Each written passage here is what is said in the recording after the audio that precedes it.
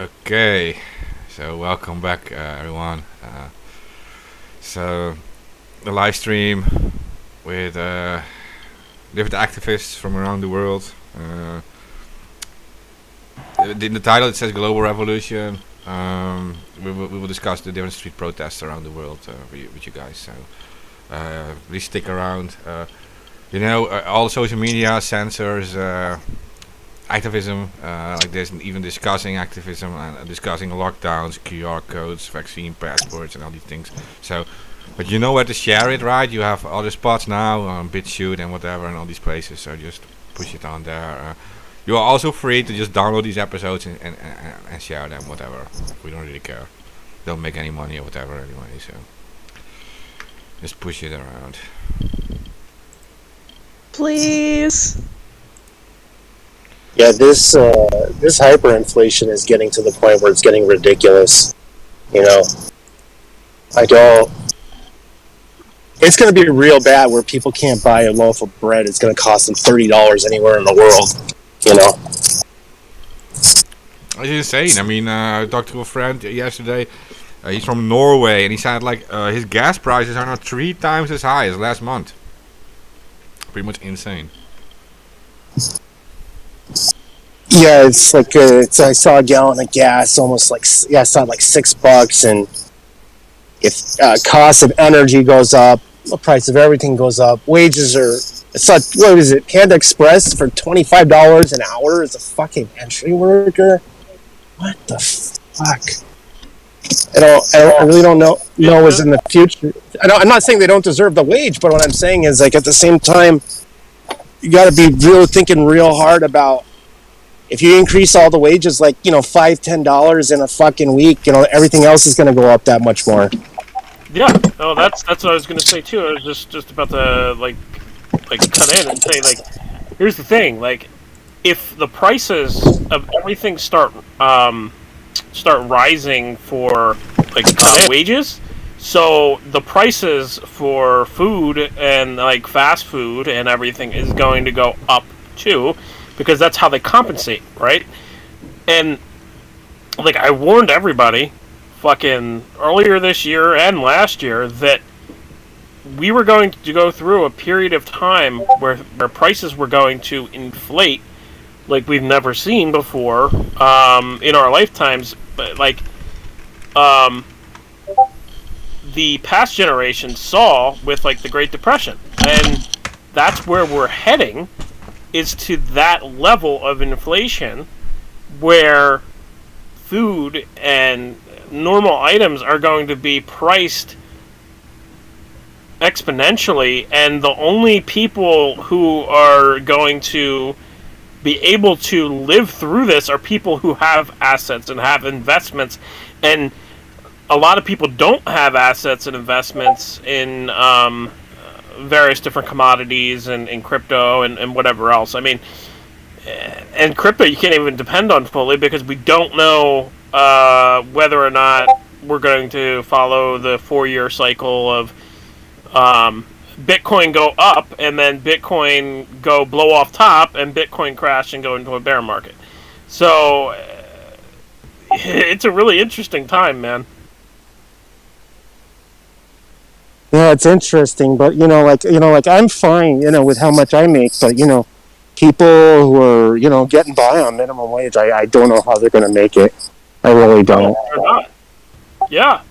That's what I've been like screaming from the rooftops, is that there's a bigger divide that is coming that we haven't seen since the Great Depression.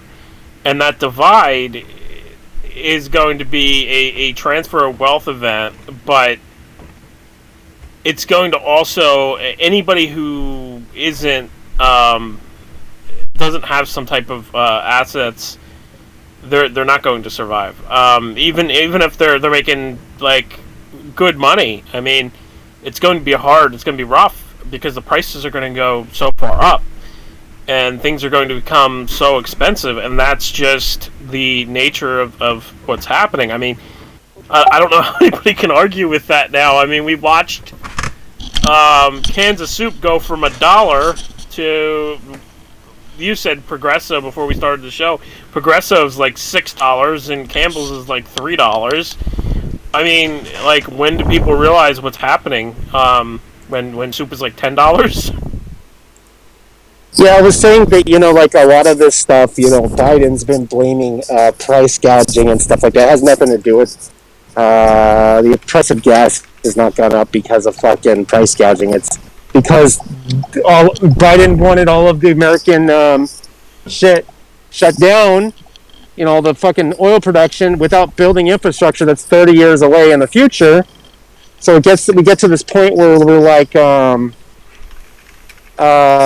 now we have to get our oil from OPEC, which is more because it's shipped overseas. Like, dude, like they did 1, 2, and 3, and they forgot the middle part. Shipped overseas. It's more because they gouge the prices. OPEC gouges the prices, and they decide the prices. That's an alliance, basically, in oil that decides the price of oil. So when they're drilling oil and everything, the more oil that they're drilling, that's when the less the price is. But the less oil that they're drilling, they can charge whatever the hell they want. This stupid shit on this infrastructure bill is a waste of fucking money. I was already talking to people, in the trucking industry, I think last week, and they're not going fucking. They're not going to go with these fucking electric vehicles. They're going to go full on fuel cell. Hydrogen power. So like all of this money, this $1 trillion that they're spending on infrastructure to build charging stations is as far as work vehicles and transportation, it's all going to be done on fuel cells, not the shit they're dumping the money into. It's almost like the government. It's kind of like Microsoft. You can give them $1 billion and they'll still build something shitty. It doesn't matter, Well, yeah, but that's not even the major point. The major point in the infrastructure bill is they tried to introduce all these fucking taxes, new taxes for American citizens, and at the same time you're raising the prices of every fucking thing, and at the same time you're raising the prices of wages, which is going to raise the prices even more. This government is so fucking stupid. Yeah. I can't, man. I can't. They're so dumb.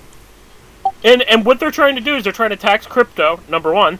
And then number two, they're trying to sneak something in, and I don't see the American people putting up with it. Like, they want to tax us for every mile that we drive, not just at the gas station, but they want to put a meter into our car that taxes on every fucking mile that we drive. What if you're driving completely green? Yeah. What? That probably smokes no excuses. No excuses. They just want to tax you, dude. But that's it. Years ago they had this too. Years ago they had this plan here too, to tax you per mile, per kilometer here.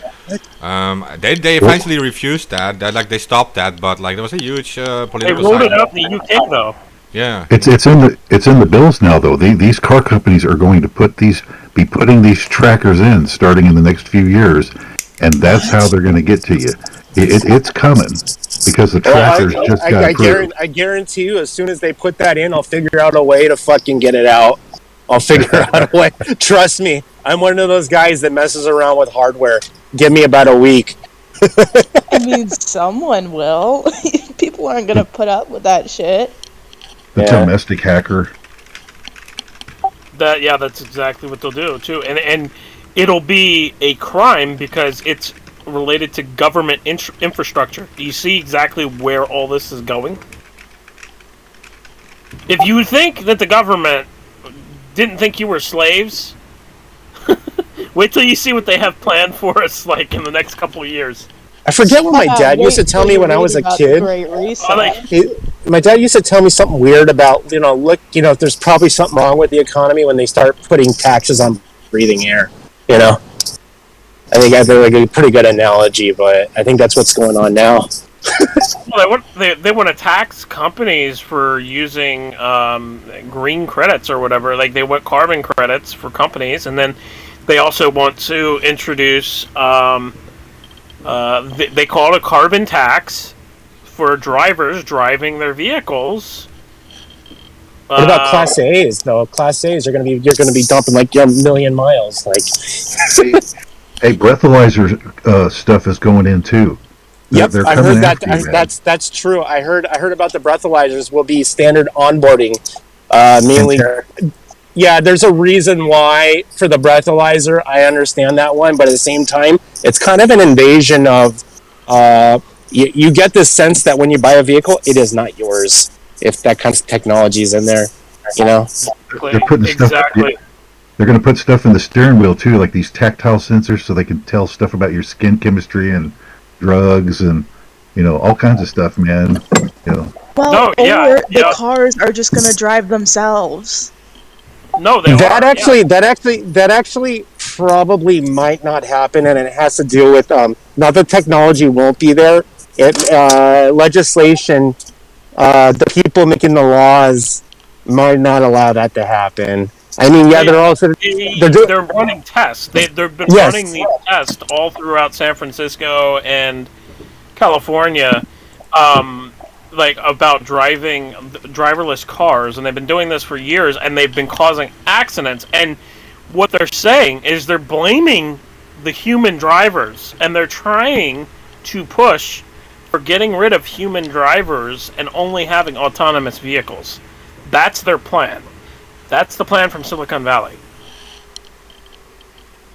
Another plan that they have is social credit score. They want to introduce the same thing that China has introduced, except they want to do it not for a purpose of what China is doing it for government points and stuff, but they want to do it for, say, for mortgages of houses and loans and... Well, that's what they're actually also doing in China, though, with the whole financial part of it. True.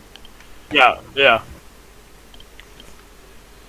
But you're right. But this is true, and they also want to do social media. What's it called? Reputation score. With the same within that same thing for the social credit score or system of where you would be able to go get a loan or go get a mortgage or whatever, and then you would have to go through a social credit score thing where it would grade your social account, and it's fucking insane what they're doing, man. Well, and with social media, it's going to have punitive effects as well once you factor in pre-crime to the whole thing, which Daniel Baker, since that, it's become kind of officially a reality we have to deal with now as well. Well, yeah, pre-crime was set up under the DOJ, under... I thought it was the DHS. Or no, they DOJ. came up with it. No, DOJ. The DOJ set up a pre-crime division under Trump, under what the fuck's that guy's name? William Barr. Bill Barr. Yeah, thank you. It was his baby. Yes, he's the one who set it up, and now Biden has pushed it as well. Are people fucking paying attention to what's happening? Because literally. Street crime is dangerous because then you start getting into thought crime, and it's already there. Yeah, that's literally what happened. Daniel Baker in early 2021, he made, I think it was a Fedbook post that was like, "Oh man, I hope so and so protests here so we can show up and counter protest." And then boom, he got arrested and put in jail because of that. Well, that's fucking insane, because all you're doing is saying a protest. Well, what? The fuck is wrong with, what? This is the kind of society where, the totalitarian rule is starting to become a reality, and the tools that people built to interconnect. I'm just saying that they're using the tools that we built against us. It's not just becoming a reality, it's becoming normalized. People agree to it, and they start following it, and that's where that's just the part that really scares me, because we on this show, we have been doing this for years and stuff. We've been talking about this shit. We always knew they were doing it behind the scenes, right? But now they're doing it in public, and they're normalizing it, and people are listening to it. They're following it. They're no longer. Yeah, there are protests, but I mean, the masses are they're becoming followers of it. Well, yeah, but even before I was on the show, I was echoing that fucking same sentiment of, hey, look out, surveillance state coming. Like, surveillance state, this is what they're doing. I mean, like, years ago I wasn't as connected as I am now, but, like, you know, I now see that, like, all these ideas coming out of Silicon Valley, and they're fucking insane. And somebody needs to put a brakes on them and say, look, you can't do this. Even if you think you can do it with tech, you can't do this. You're destroying society. You know, somebody once told me the more things you make IoT, the more vulnerabilities you have. And there are things that shouldn't be connected to the internet, and there are things that are connected to the internet that shouldn't be connected. You know, I don't like this whole. You can run data meshes, and you can make things a little bit more secure than they are. And I mean, now with blockchain, and we have blockchain data meshes coming, and we have all this other technology that's great. Like, that's good technology. But again, tech is all how you use it. And I mean, like, I don't remember who said it, but you know, they're using the technology against us. Like, that's exactly what's fucking going on. And like the internet was great, right? Decentralized internet, when it first came out, everybody was able to connect with each other. Now they're starting to use it to silence our voices online. And because we use the services, they're like, oh, well, you're using the service, so we can do whatever the fuck we want. Because it's our service. And it's like, oh, man.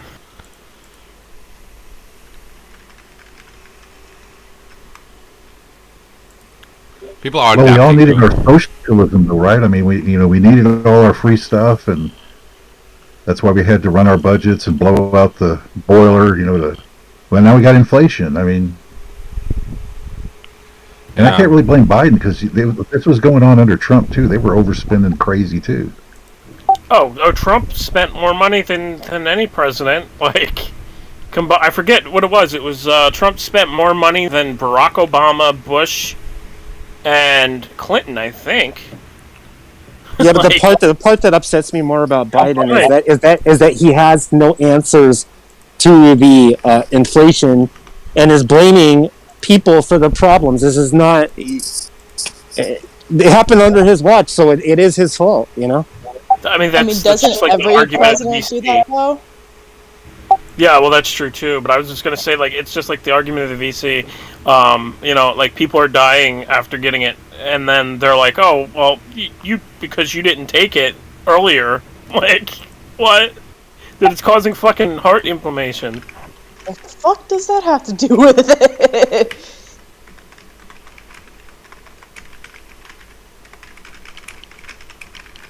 No, it's just a poor metaphor, but yeah, it's just it's blaming something else for, you know, it's blaming something else for a problem, and it's not taking responsibility. That was my main point of that. But yeah, it's just ridiculous, honestly. Politicians are all part of the same little group of actors, and you're at this point. At this point, you have to realize that, like, we can't discuss left or right politics anymore. This is fucking 2021. Like, look at what's happening around you. Like, in here, it's like the lefties and the righties politicians working together. I'm like, fucking you over. Like, they're removing all your human rights at this point. Like, there isn't even anyone stopping it. People just be fighting in parliaments like they did in the 1930s and 1940s, but they don't. There's very few people that are standing up for certain things, but then they're the most hated fucking people, like Ted Cruz. I mean, he stood up. Neocon piece of shit. I agree. I fucking agree. But then he's standing up and saying that that we should have like equal rights, and we should have fucking how else did he say? Something about the internet. He said something about standing up for free speech. I mean, like, you know, like it's like picking, like, I don't know how, like, well, because if you think about it, it's all about a show. Like, every politician is allowed their one issue that they can be slightly less shitty on. but at the end of the day, they're still public relations for all the corporations and lobbyists that are controlling them. Yeah, and it's like Ian Barber is saying in the chat.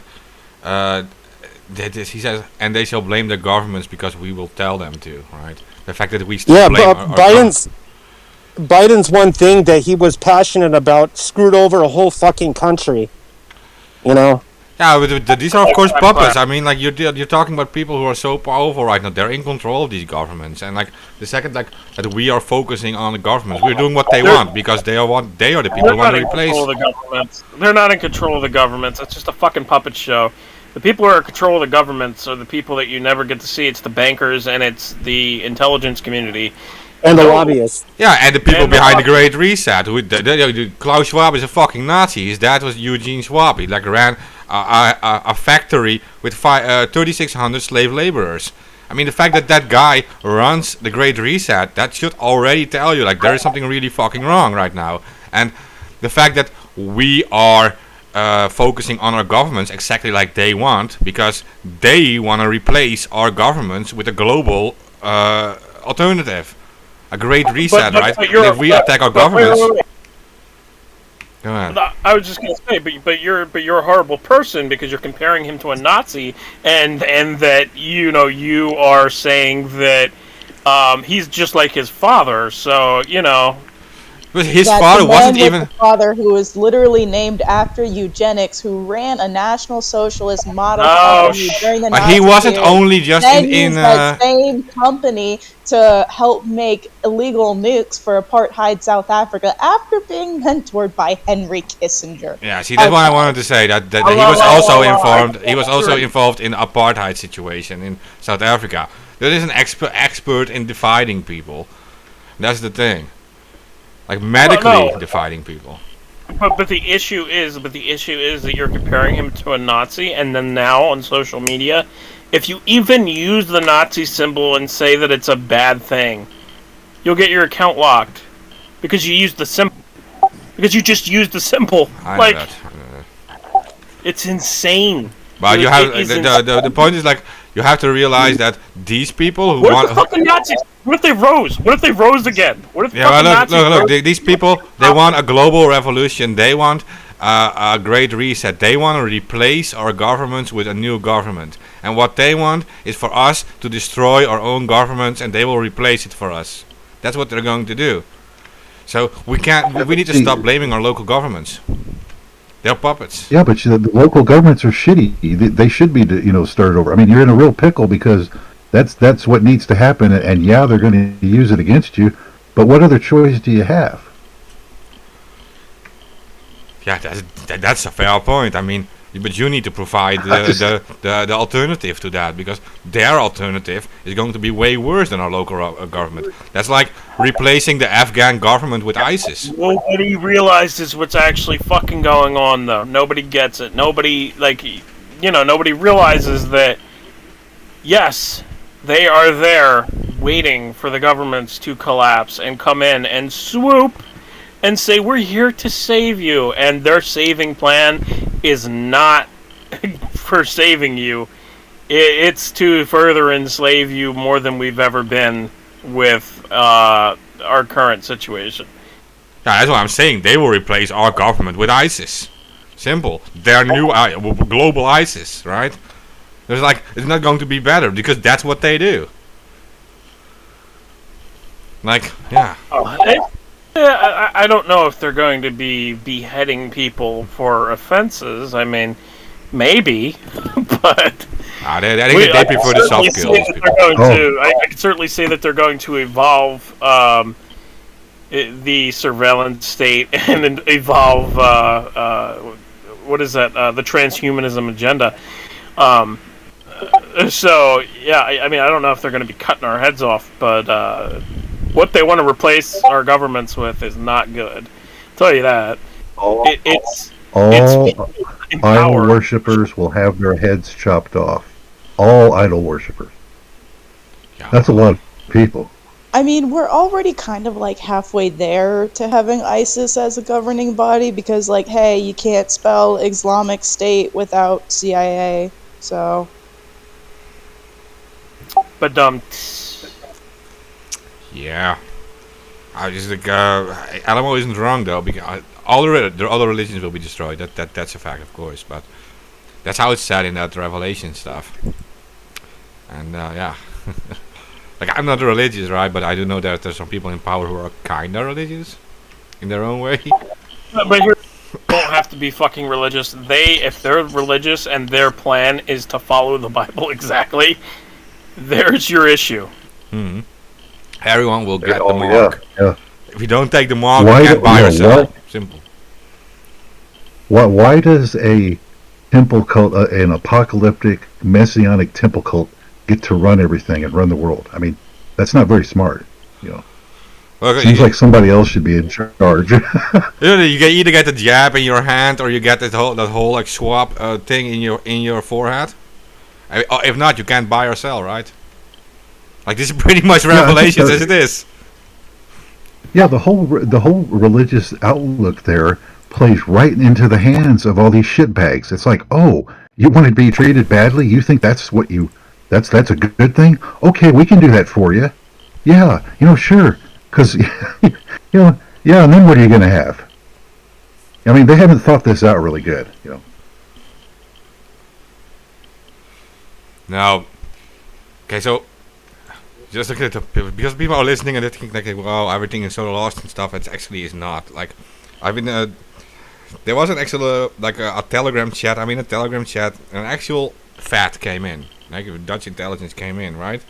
And it was like trolling people and stuff, and it was obviously was intelligence. And then I said like, well, the only reason your establishment in this country still exists is because the people are still calm and are allowing it.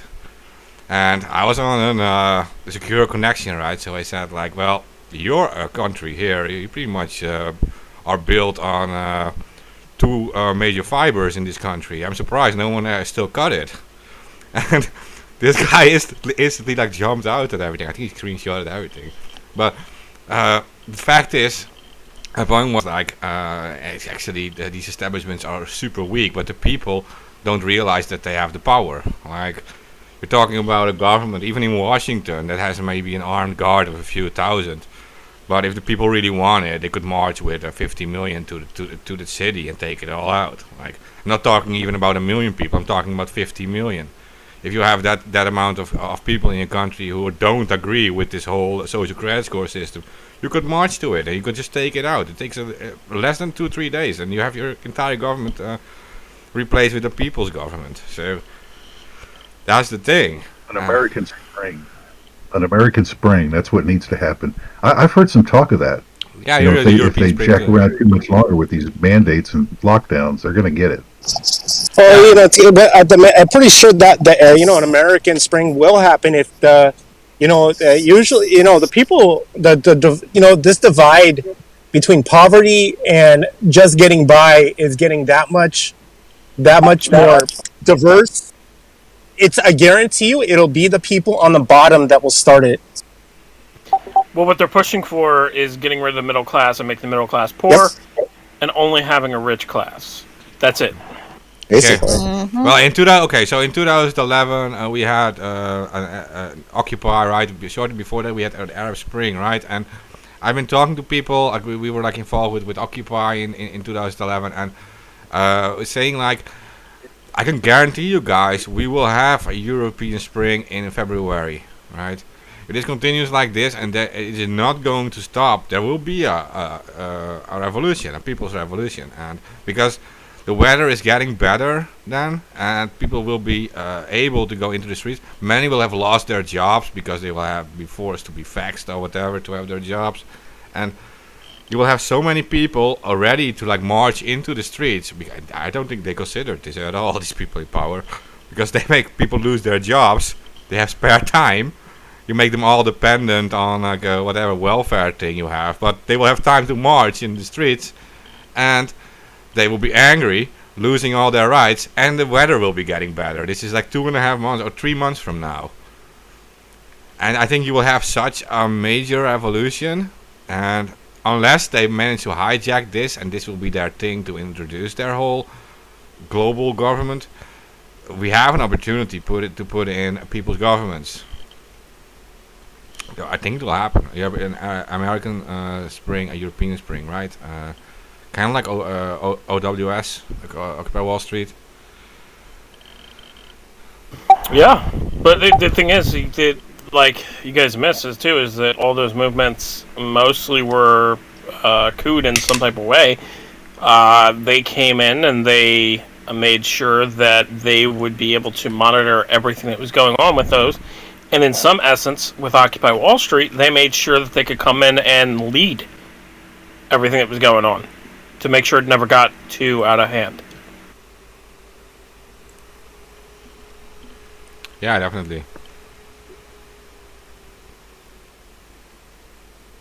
Well, how closely tied was that effort to, like, say, the Democratic Party, or anybody that was, kind of running that? Typically what you see is if a protest gets too far out of line, whichever side it is, they'll make some effort politically to rein it in and get control of it. Like BLM or all the rest of it.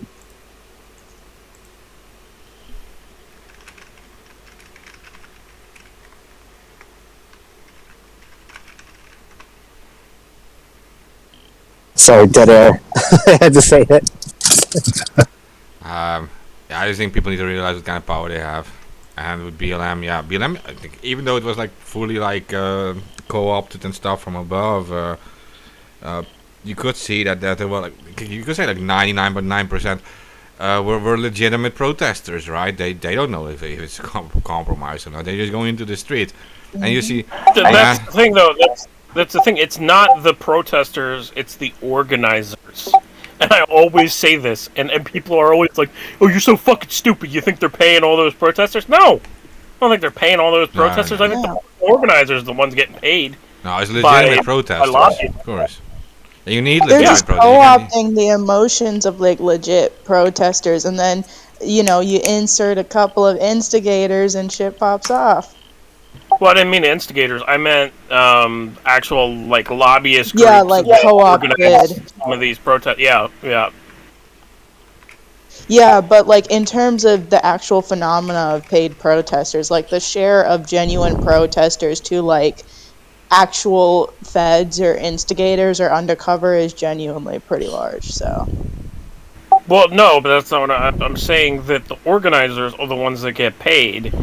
Yeah. To organize those protests. That's what I'm saying. Those are the one. That's what people always miss. Is like, oh, George Soros paid for BLM. No, he paid for the organizers to organize some of those protests for BLM. And I mean, you can argue that's a good thing, right? Okay, good thing. But the goal of that, of him paying for that, is not a good thing.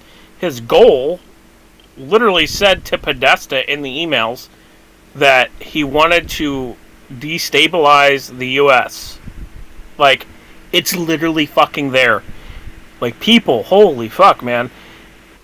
These elitists don't give a fuck about the politics. They don't care about anything more than getting a goal in the end, and that goal in the end is not going to benefit you.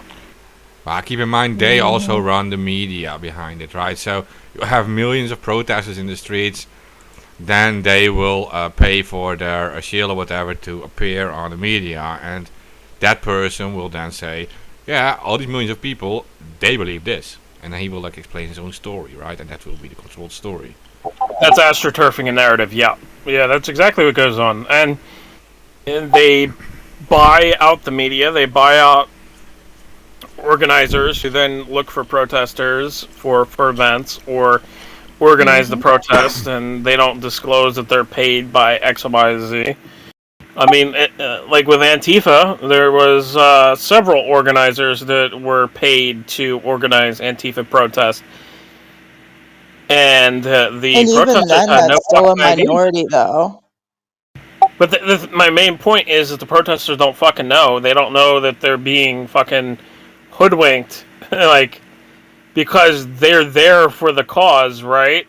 So they're there for the cause, and the organizers aren't there for the cause. They might be there for the cause a little bit, right? But really, they're there because they're getting fucking paid to organize those events.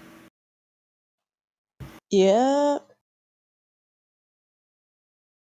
So it's like a double-edged and sword. also like, how many media outlets showed like Black Lives Matter New York marching with freaking the anti-mandate crowd there in those protests? They'll show that. Never show that. Nope, they would never show that, bro. They'll I was never show fucking that. gassed when I saw that shit, dog. That wasn't a fucking organized rally then, because What about disrupt the whole disrupt J20 shit? Do you remember that? The whole fucking remember the limousine burning shit? Remember that? Yeah, I remember that. And also, like, if Somebody you I remember, knew got fucking. Remember that whole case with the Trump administration? Like, I remember I knew somebody who like managed the servers for that whole thing and got they were threatening a whole bunch of shit. But yeah, they try to go after the people that were hosting anything on the internet about that. All the surveillance cameras for J20 got hacked. Yeah, I remember that. Yeah. Yep, I remember that. Orange Man bad.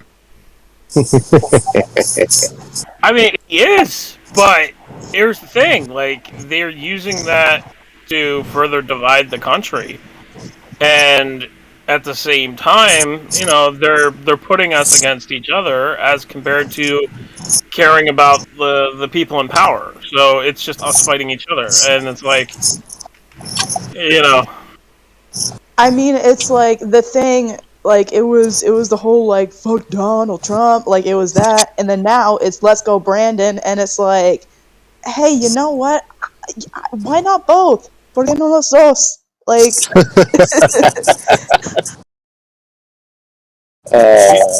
You think many on the right actually realize by now that Trump was just a puppet?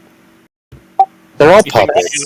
I like to think so, but then I see like all the merch stands that say like Trump 2024 or like Trump DeSantis 2024, and I'm like, no, please, no, we can't do this again. I'd rather have a Labrador Retriever as a president than Trump. I'm sorry. I'd rather have a Labrador Retriever as president than any president. Yeah, that too. I mean, yeah, at least he'll obey sometimes. You know. But you got Buck Fiden. Buck Fiden's in there, man. I knew it was bad when I saw a strain of weed called Sleepy OG. You know, with his picture on it, and it said like what year is it? Yeah, there was like an actual strain of like weed at the fucking weed shop I saw. It was called Sleepy OG. So funny, you like smoke it and then go to jail for smoking it? No, it even had a picture of Biden on it, and it said what year is it? That's funny, but that would definitely make me not want to buy the weed just because there's a picture of Biden on it. Like, fuck no. It was funny. I'd be worried that it was fucking poisoned. Oh yeah. It would make me want to like smell young people's hair. I don't think weed has ever made me do that. Weed definitely never made me do that either. But I mean, we're talking about Biden weed, so. Biden weed. I mean, I'd be worried that if I smoked it, I would end up in a room in Thailand. You'll get a sudden craving. You'll get a sudden craving for ice cream and pizza. Smoke crack like Hunter Biden. Yes. Yeah, smoke crack. Yeah, there you go. Well, that's what I would be worried about. That I would just end up in Thailand, and you know. It wasn't crack. It was Parmesan cheese crumbs, guys. Yeah, we're smoking cheese I now. have the video. I disagree. Oh wait, isn't cheese nicknamed for meth? So like technically he's still doing drugs. So hey, you know these guys do much worse shit. They do much worse shit in Thailand, right? I'm just saying. Yeah, I know. I have all the evidence. Well, just because you can doesn't mean you should. That's one of the Thailand sayings. It's up to you. It's up to you, man. I mean, hey, she told me she was a man before. Oh my god.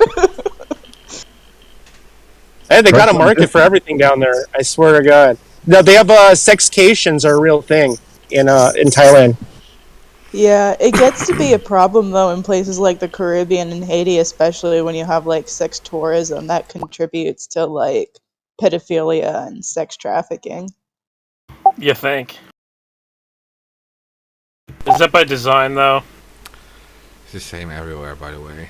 It was just in France. It was it just came out that like over 300,000 kids or something over the years have been like abused by the Catholic Church in France. Yeah, but that's only the Catholic Church. That's not the fucking high-end elite pedophiles that ask these. We'll call them kidnappers. The kidnappers to go out and find a boy or a girl and give them a picture of the person. I like these people like go out on the streets, take pictures. Like if you ever see like an older guy or a younger guy taking pictures of a kid, run, because they take these pictures and they go to these elite pedophiles and show them pictures, and then they say, "Oh, I want that one," and then they kidnap the kids. Mm-hmm. Yeah. Yep. And then like certain gangs like in the United States do the work for them, like the Mendinos. Yeah. There's just a shooting at the Lake of the Ozarks over that very shit just like a few months ago, actually, because they keep trying to like come in and take territory, and the other local biker gangs are like, not having it. So it's crazy shit. I mean, I don't want to say to arm yourself, but fuck that, I do. Please, I know, but we're on like YouTube. I'm trying to be PG here, but like, oh yeah, I forgot we're on YouTube. Like, come on, like, defend yourself, please. Defend it's not YouTube anymore. It's like calling Facebook. You can't call Facebook. You gotta call it Fedbook, and you can't call YouTube because it has nothing to do with you or users anymore. It's all censorship. So I don't know what exactly to call. Yeah, it does suck, like pretty hardcore. Called Your Matrix. That's then you'll be really getting what's going on. It's Your Matrix. Yeah. Hey, so what are valid alternatives to YouTube, guys? Library, Rockfin, Odyssey, BitChute, Unbanned. It's faster than me. I'm sure I left a few out. Bro. Yeah, I'm a noob. Don't kid yourself. Any fucking thing that isn't YouTube. I like TreeSpeak. I like TreeSpeak and the Hive network. It's pretty great. Oh yeah, see, I knew I was leaving some out. TreeSpeak is good. I know Dan over there, and I'll be working with him on some things. Yeah, TreeSpeak is good. I don't have a problem with TreeSpeak. There's BitChute. It's good. Odyssey / library, but Odyssey library, there's the issue of the SEC that's basically looming on them. Don't know how that's gonna go. F the FCC. Yeah, okay, well, TreeSpeak and Hive, they have like this blockchain solution, right? And that is, it's pretty much uncensored. Like, you can get voted down, and like some people can't see you because you have like too many downvotes or something, but your content is still there. It can't be removed. They don't remove shit. So I say, like, people, if you're listening, you should probably check out hive.blog. It's a pretty legitimate website. 3speak.tv is 3speak. Last I checked, unless they moved the domain. No, it works. Way to go. Yeah, and BitChute has. Are they censoring anything? BitChute? I don't know, because. I don't go there very often, really. I kind of abandoned it at the same time. I don't go there because half the videos don't work. Alamo knows it. Alamo knows. Yeah, they got rid of like all the National Socialist and Nazi group. There's still a few on there, but not many. They did that a year or two ago. And then there's certain God, what was I looking for the other day? It was some Mark Dice videos of all things, and there's a certain amount like of search engine filtering that's going on there now. It's certainly not as bad as YouTube, but It's starting. I like Mark Dice. He's such a rude asshole and he's such a big grifter. It's fun to watch his stuff.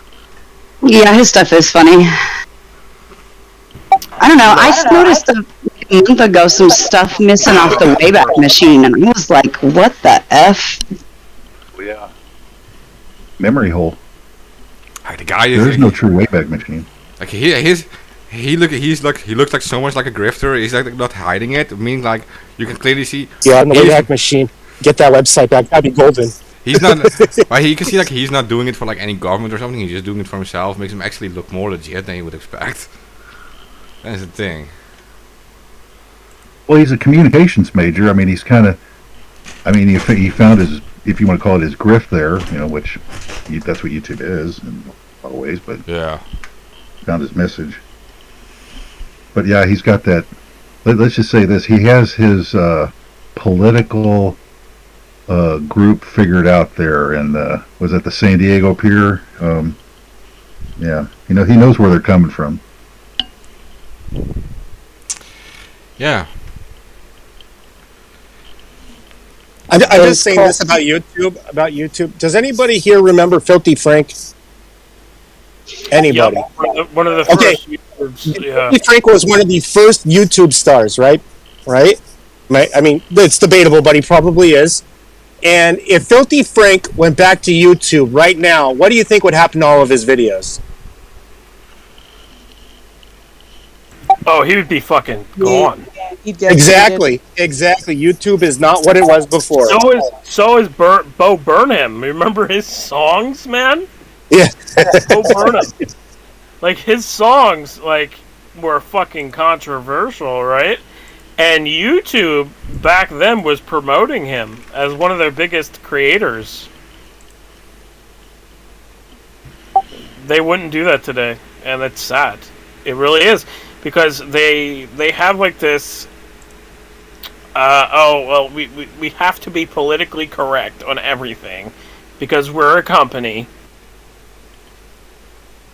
And see, that's such bullshit. That's one of many billions of reasons that they're like destroying the fucking internet, and they're all just, you know, affiliates and co-workers of the surveillance state at the end of the day. I mean, they stay in the freaking congressional and Senate hearings lying to us in real time, and it's just all a TV show. Now, I'll give it that the theater's been rather good lately. You know, Cruz and Holly and a few other have been, you know, grilling them, but they're not going to do anything to them, just like Hillary Clinton. Like, I don't know. I'm sick of it, guys. No, that's all planned. It's like yeah, part of the plan, but not the Q psyop. No. It's like, okay, so this is what Lenin said, right? Lenin said the best way to defeat your opposition is to lead it yourself. So people in power create their own opposition, right? And there's certain figures in politics who are playing the dissident side. It's like, I said this early on with Bernie Sanders and Tulsi and stuff. I said, like, these people, well, they're still they're part of the same party. They just play the Mac salad instead of the burgers, right? They're a different product, but they're with the same company. And if you start falling for that shit, no, they are doing exactly how Lenin has educated them. I disagree with Tulsi though, because she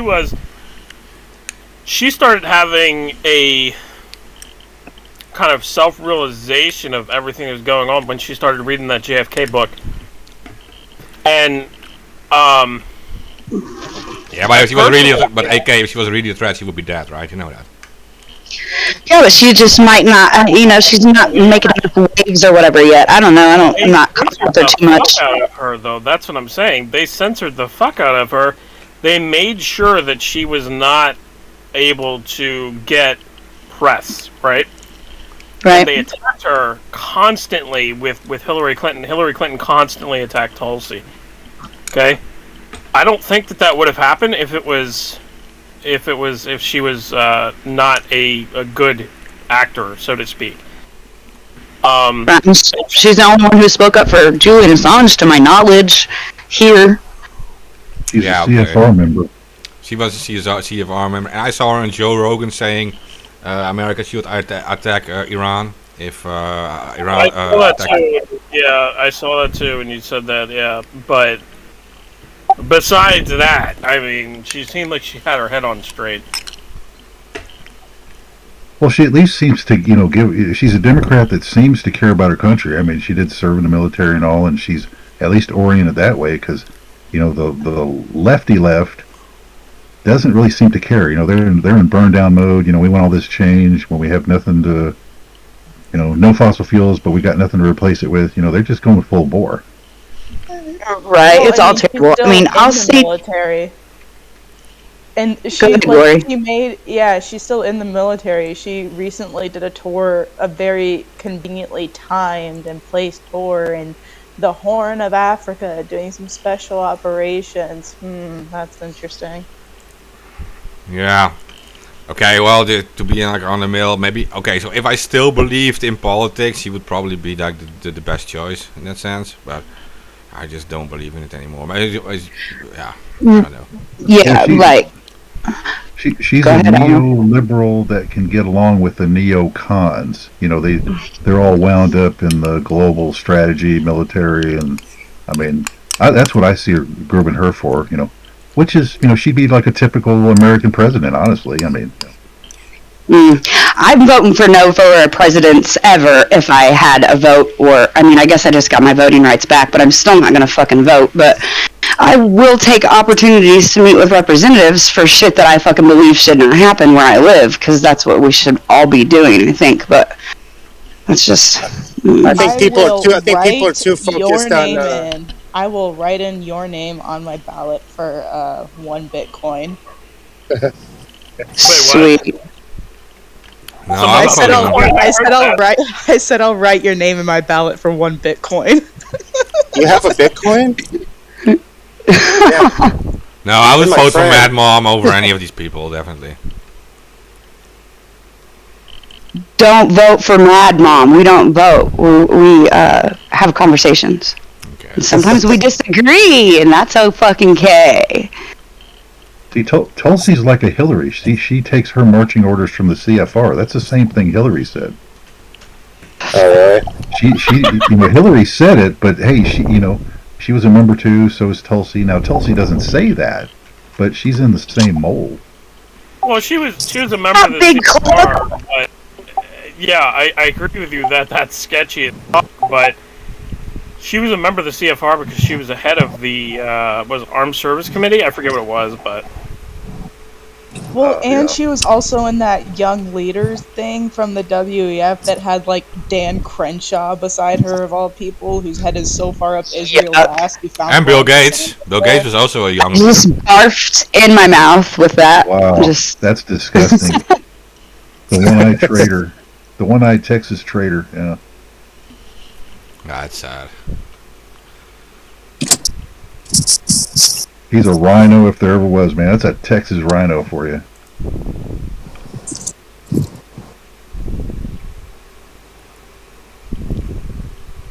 And we got a lot of them. Dead air? Yeah. I just think at some point, like, yeah, you just have to lose your trust in these politicians, kind of like you lose your trust in these judges too. Like, you still have like this legal system, and then you have these judges sitting there, and you think like, maybe I get a good judge who is like rightful or whatever. And then you see like behind the scenes they're already paid by Monsanto or whatever, or Bill Gates. But you still hope that you get a good judge, but they're all still part of the same little crowd. Connected to Chevron, and going after the fucking lawyer that went after Chevron for their oil spill in Ecuador. Steven Donziger, yeah, right? AKA Steven Donziger, fucking ridiculous. Yeah, you see, and I'm from a smaller country, right, where the scene is like very small. In the Netherlands, the scene is so small that the judges are like dining with like the big lawyers, right? And that the big lawyers. That happens here too. Yeah, I mean, like the big lawyers here as a hobby. Sometimes they play judge. Illegal. Yeah, but it should be fucking illegal. But it's not illegal here. Like no, it's allowed. It's allowed here. Well, in the Netherlands, illegal.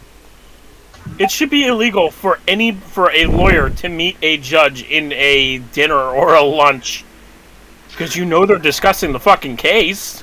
It happens all the time, dude. Do they sell tickets for dinners all the time, like campaign. What? Oh yeah. I once had a case Who doesn't with have a lawyer. license?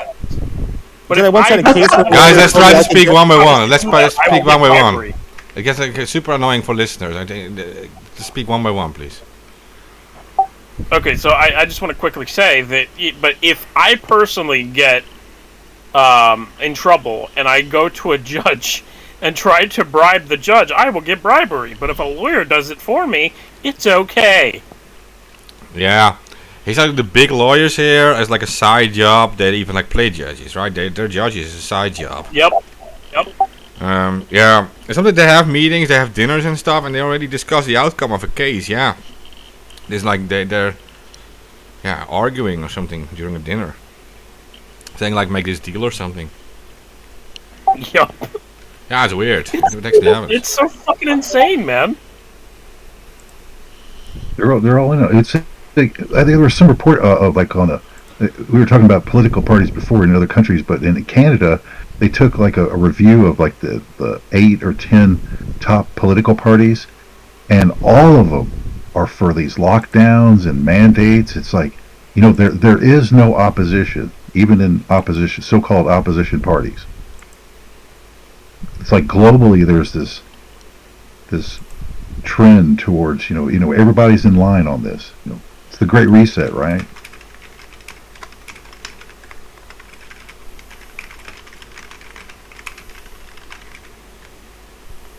I was gonna say it's not a reset if it looks like this. This is a shit show. Yeah, they're resetting it for the little guy. The big guys, hey, they're looking good, man. There is no reset for me. I mean, they're putting on their new, Star Trek outfits and telling you about the Great Reset and all this shit, and already announcing that they're your new leaders. So they're on board. They know what they're doing.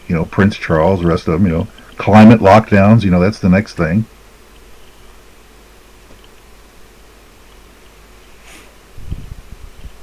Yeah. Yeah. So the funny is, like, you have that QR code system here, right? And everyone has to take the mark, or you can't do anything anymore.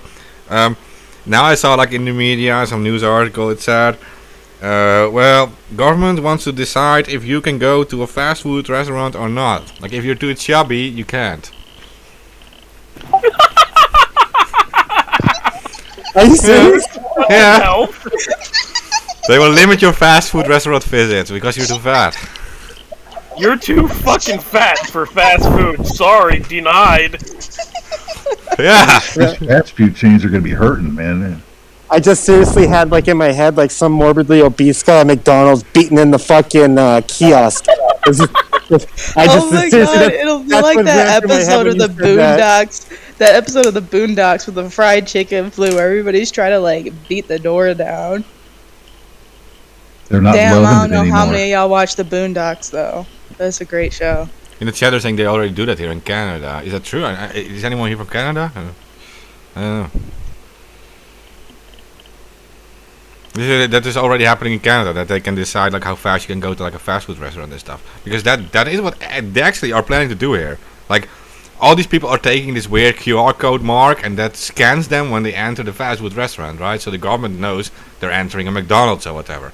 And then if you're too fat or whatever, and you go too often to a McDonald's, they will limit that, right? Or you will lose your QR code or whatever. It's like, this is actually going to happen, right? Yeah, they're gonna. Well, it's a way to like legalize fat shaming. It was bad when we wanted to do it, when we were like, fat shaming on our own. But now that the government's on board, going to tax you and tell you what to do and everything, they're all for it. You're too fucking fat. Fat tax? Oh no. You're fat, so you get taxed more. Oh shit, man. I know I'm making fucking jokes, but fuck, I literally can imagine them saying, "Look, guys, we got an epidemic of fat people, and we're gonna have to do something about this." So, well, I mean, it's like when we're gonna tax you. It's like when people were talking about the asshole scanning toilets, like. Oh god, that's gotta be disturbing. Is that a real thing too? Well, what did you say? Assholes scanning toilets? Yes. Now they already do that on a mass basis, like on some of these universities. They can tell you how many people are on drugs roughly. Oh yeah, they do neighborhoods that. get that. Oh, seriously? Yeah, the water treatment facilities do monitor what's in the sewage that goes through. So yeah, they do monitor drug use that way on particular areas. That's how the DEA knows where there's drugs. Things you just never think about, you know. Well, it's one of the ways. They've been checking your butt for a long time, Mark, and you didn't know it. No, I didn't. Sorry, all that potassium nitrate wasn't my idea. I'm sorry.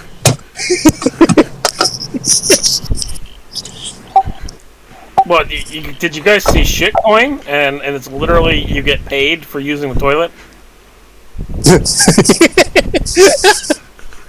Oh god, that's almost as hilarious. Do you remember Bit Degree? Those guys from that college that tried to start a fucking cryptocurrency fucking college and it never went anywhere. It was just a fucking Yeah. I remember that. Yeah. That's why I never got into any more learning type projects, because I was just like, I don't really see a need for a crypto in the learning environment. I mean, if somebody can fucking prove me wrong, do it, right? But I don't see a need for it. Me either. Yeah, me either. I don't see a need for it. Like, what are we gonna pay students to fucking study? That would be amazing. I am it's never gonna fucking happen. down. Well, aren't they paying gangbangers not to gangbang in like LA and the big cities? You know, it's all inverted. Yeah. We should pay the aliens not to invade us. That's what we should do. Go back to Mars, guys. Okay. Go back to the dark side of the moon. We won't come there. We promise. Can you just not aliens right now? What, nod aliens? Oh no! Welcome to 2022. Oh, nod. They said nod.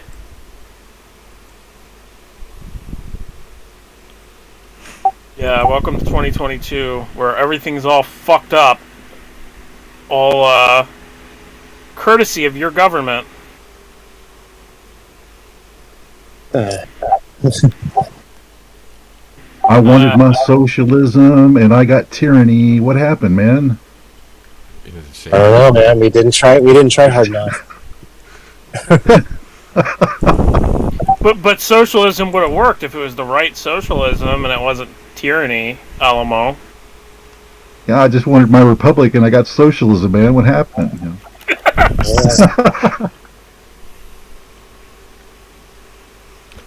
Someone says they can tell COVID is spreading by sampling the poop.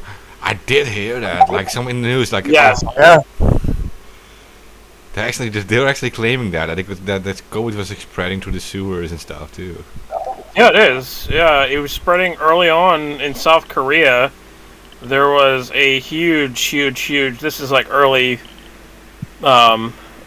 beginning of the whole thing, and there was a apartment complex, and everybody in the apartment complex got infected, and they were trying to figure out how, and they figured out that it was through the sewage and through the air ventilation vents.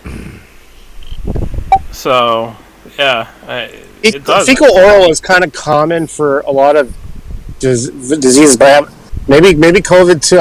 I just never haven't heard of it, but it probably does happen. Yeah.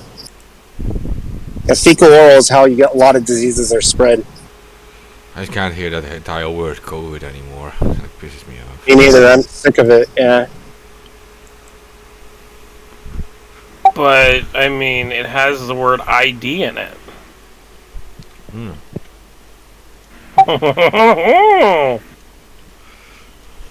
right. I know. I have many ideas.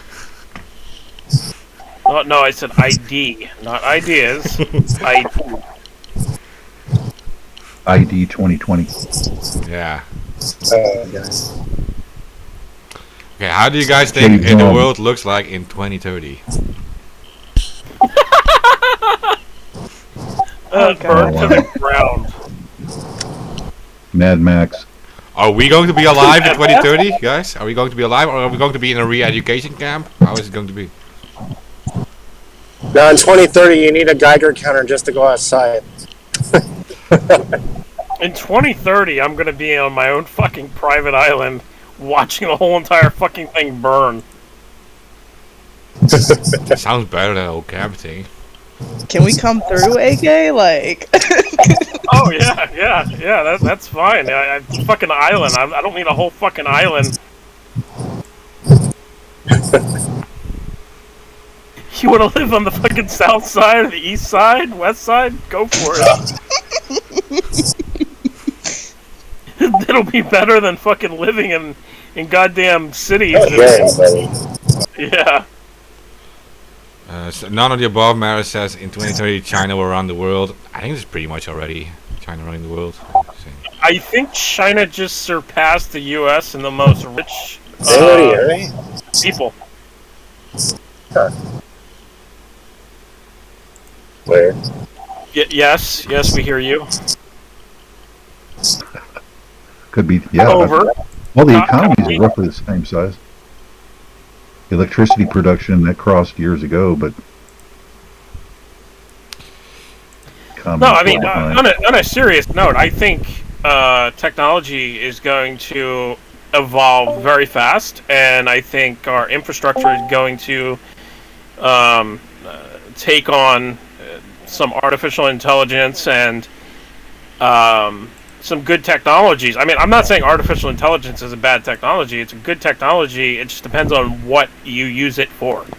And I believe that smart cities are going to come, and some of them are going to be made right, and some of them are going to be total fucking dystopias.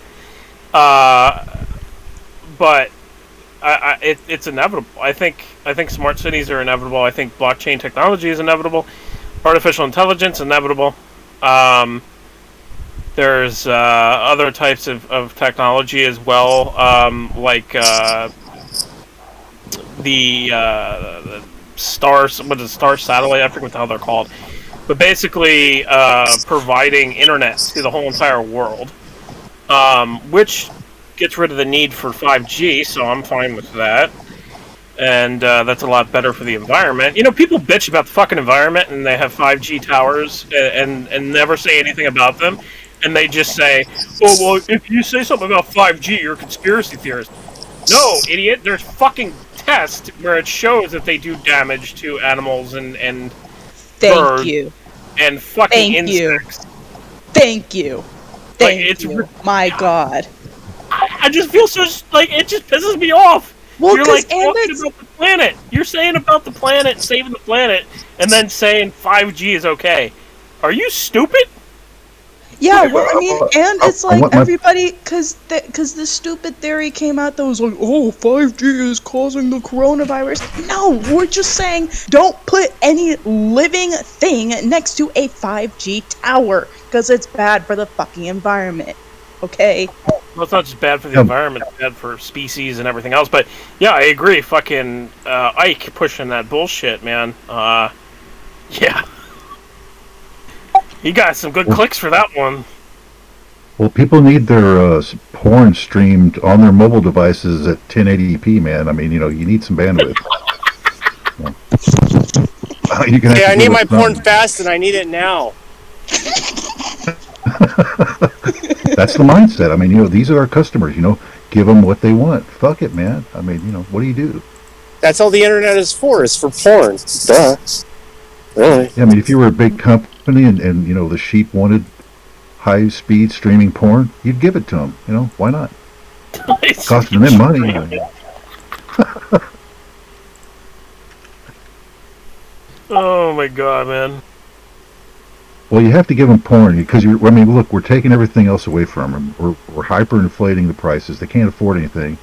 You know, if we give them cheap porn, maybe they won't burn things down for an extra 10 or 15 years. You know, we buy ourselves that much time. They're literally turning it into Brave New World then. Yeah. Just get in the mindset of a shitbag politician. You know, it's like, what can we really do to abuse the people and not have them kill us?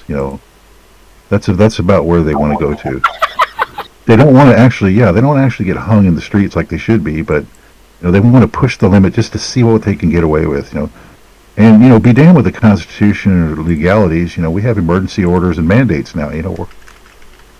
We're here and we're in charge. Let's all. Hey, isn't there an oath or something we should be taking to Klaus Schwab? Are they working on that over there, Mark? The new Klaus Schwab anthem. We're getting rid of the EU, obviously. Heil Schwab? I don't know. Yeah. So Schwab's daughter is also like super big into the whole planning thing. You know that. I mean, hey, when you got that balls that big and that much money, and you say you're the new leader now, I've decided I'm the new leader. I mean, that's breathtaking, man. It's a great time to be alive. Yeah. In a sick, twisted way. Yeah, well, it's either going to happen or not, right? Either we're going into this full dystopia, or people are like going to hang on these people in the streets. It's like, yeah. I'm giving it 50-50. That's your two choices. Yeah. They're pushing you to those two choices. I'm surprised people have been staying this calm for so long already. Not advocating for anything, but I'm surprised by it. It's like because they're targeting such a major part of the population now, and there is like a lot of businesses going like bankrupt stuff. I'm thinking like, what is happening? Like, where are all these hardcore criminals that we used to see doing their stuff? It's like, I'm surprised people are this calm. Like, why is Klaus Schwab still standing there? Like, why isn't he beaten up? Why don't I see him like with his whole face beaten up by someone? Not even killed. At least the pie in the face. I mean, the pie in the face. That's a good start. Let's get that done, and then we'll work up from there. Oh, there was an Australian kid that threw an egg at a politician. Let's start small. We'll do the eggs, the shoes. Not even a chancla, just a plain shoe. I'm cool with that. Well, they threw an egg at Macron too, but that was a month or two ago. But he didn't throw it very hard. It kind of bounced off his shoulder. Yeah. That person who bitch slapped Macron, thank you. Thank you. Macron, that little Rothschild goon. Merci. There we go. So why would the French vote for him, knowing their history, knowing Rothschild history of Europe? Why would you vote for Macron, knowing what he was? Oh, the whole thing was rigged. Yeah, I mean, same explanation here with Biden. I documented that.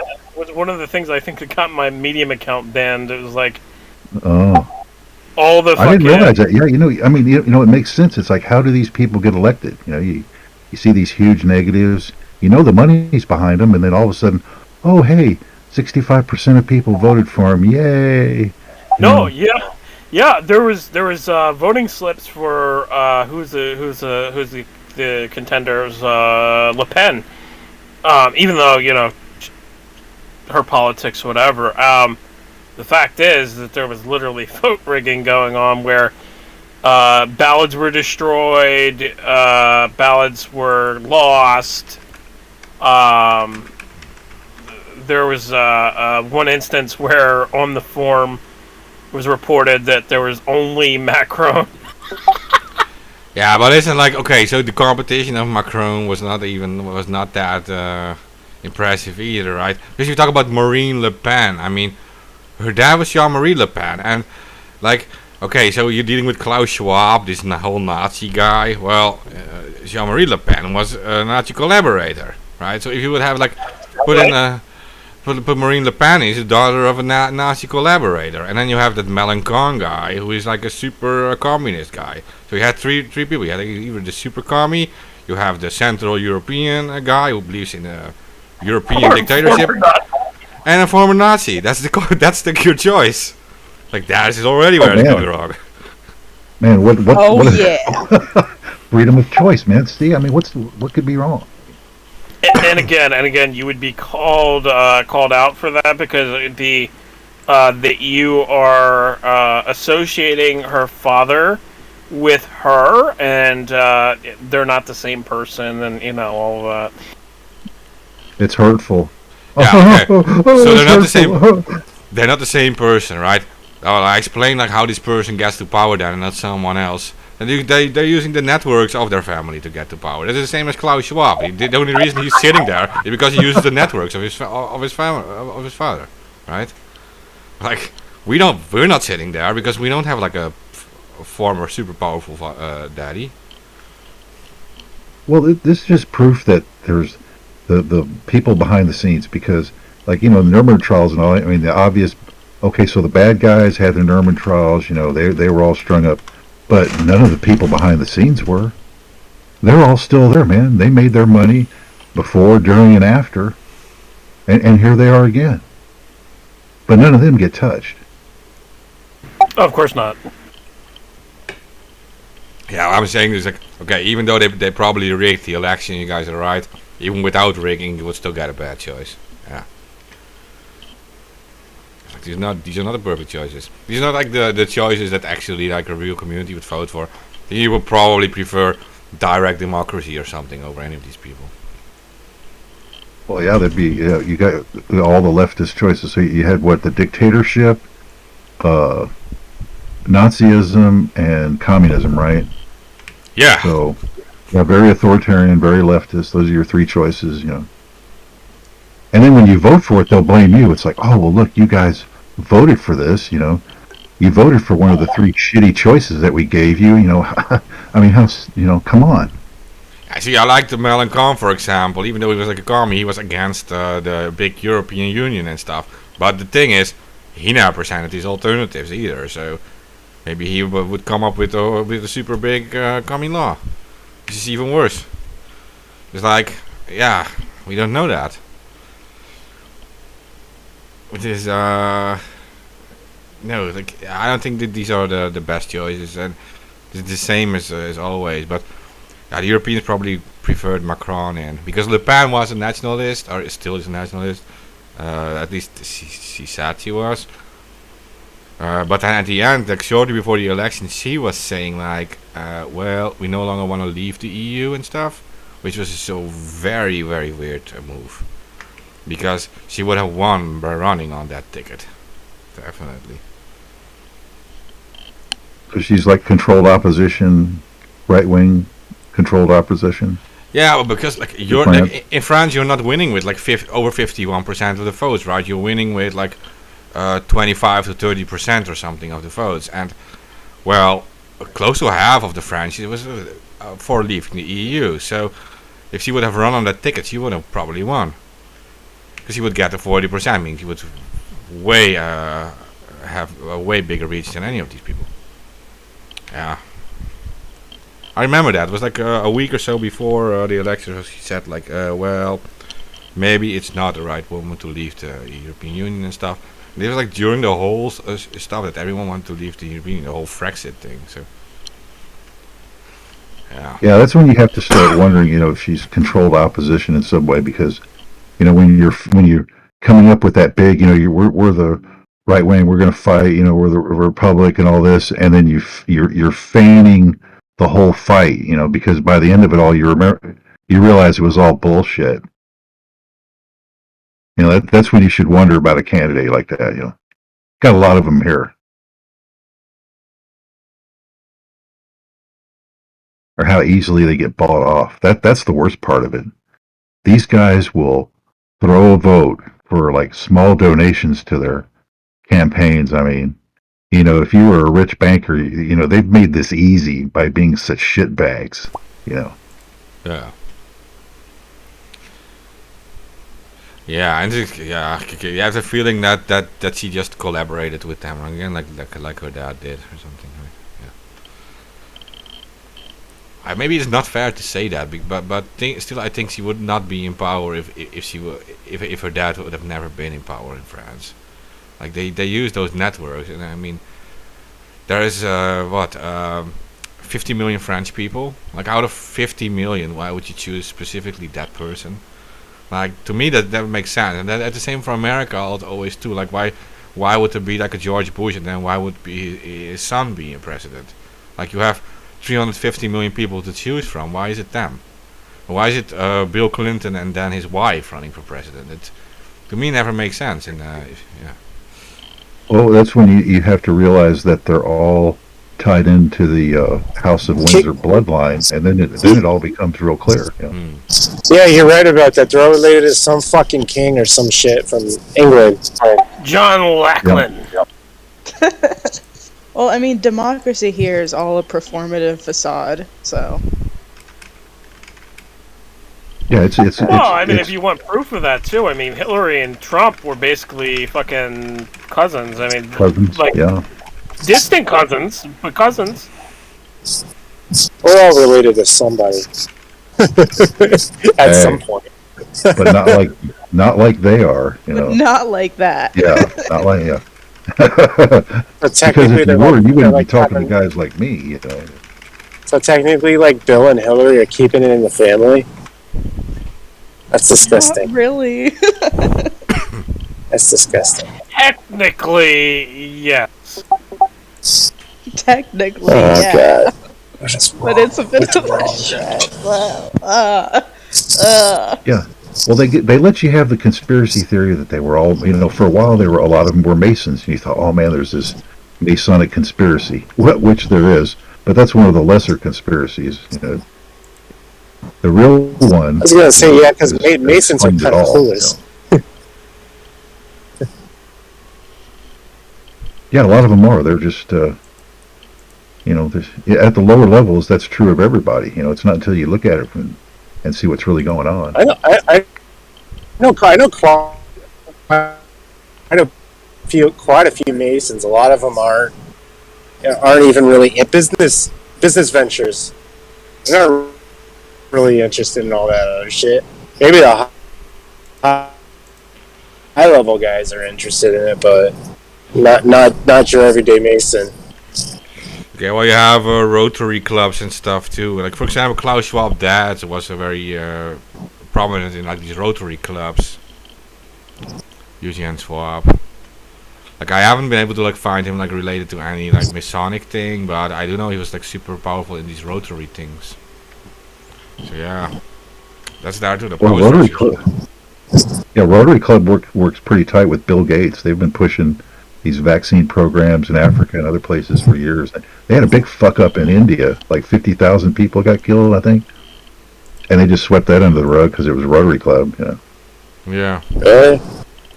Okay, people in the things and Freemason is a distraction. Yeah, I think so. These powerful people, like they have their own places to meet, right? And they are not following like these common religions. They have their own religious cults and stuff. And I think most of the things are based on around blackmail. I think we discussed this before. They blackmail and they go up in their levels. They tell each other all their secrets and stuff, and that is how they become blackmailable. So that is a real thing. I mean, you have to do with Aleister Crowley, the OTO and stuff. You have to do with Scientology too. Like all these celebrities going there, sharing all their deepest secrets. Yeah, what's his name was Aleister Crowley's little buddy. Fucking guy wrote Dianetics. I always forget his name, but yeah, he was buddy with Aleister Crowley. L. Ron Hubbard. I thought you were talking about the guy Scientology because he was too. Yeah, L. Ron Hubbard. Yeah, L. Ron Hubbard. Yeah, that's him. Yeah. He got all of his all of those torture techniques where they lock the person in the room to teach trust. Yeah. He learned that from Crowley. Yeah. Yep. Yeah. It's not loyalty. It's called PTSD. There's a big difference, but not to them. It was actually that friend of Aleister Crowley who wrote like a letter to Crowley saying that L. Ron Hubbard is a very promising guy and everything. I saw that letter. He was like the founder of OTO. I mean, I know Aleister Crowley is like their godfather or whatever, but like that other guy, I forgot his name, who was like the founder of it. He wrote that whole letter about like promoting L. Ron Hubbard and stuff. Yeah. So I think Crowley had more wiggle room because he was always on drugs, but L. Ron Hubbard wasn't. So it's like, whatever he did, he fucking convinced the richest people in the world to tell all their secrets so he can blackmail them and gain more power for his institution. That's smart as fuck. Mm-hmm. Yeah, I'm not going to say that they're stupid, but he's obviously a smart guy. Like he also said, like the best way to become rich is to start your own religion. Yeah, and they did.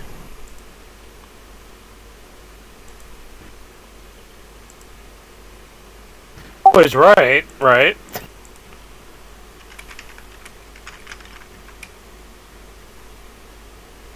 Yeah.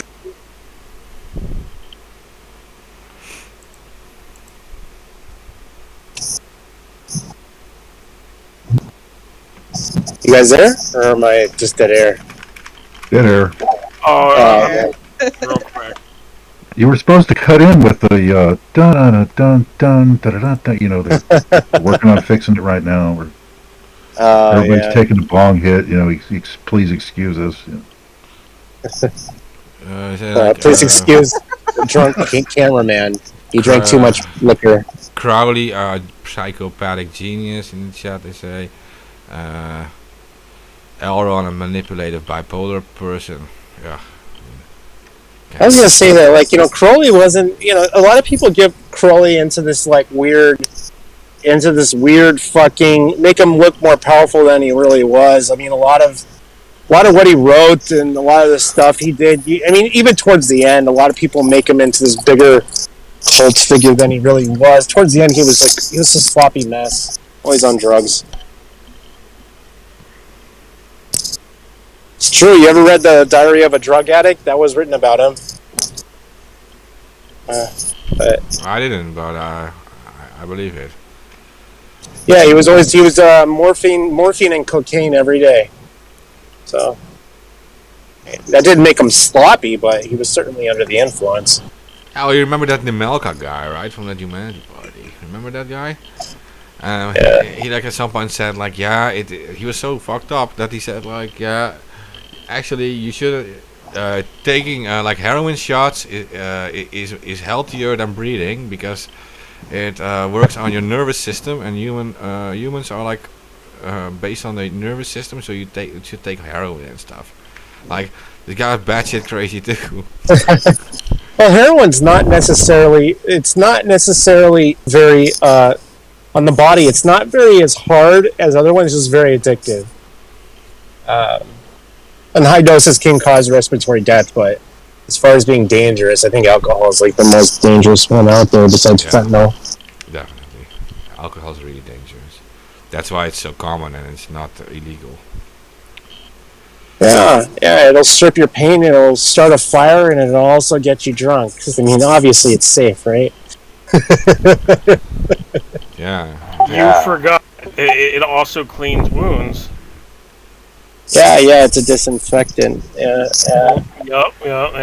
You don't have to drink that whole bottle. You can just dump it on your cut, and alcohol causes more wounds than it cleans these days. Yeah, I remember like one of my medical classes. They asked me like, I was in college. They asked me like, what do you think is the most dangerous drug? And of course, I said cocaine, right? No, they said it was actually alcohol because it causes the most violence. I never thought about that. Mm-hmm. It's also the most readily available. It's illegal. It's legal, you know, like you can easily get it. You know, it's not illegal like everything else. Yeah. Well, back in the old days, you know, it used to be kind of a high-end thing to, you know, you go in a cocktail lounge, you know, drinking was, you know, kind of what you did if you were upper, you know, crust corporate or trying to climb the ladder, you know, smoking, you know, you can't do that nowadays. Yeah, speakeasies. I remember I was in my first speakeasy in Chicago. It was still around from the 20s. And you don't see that too often anymore. And I don't think any of them are operating anymore.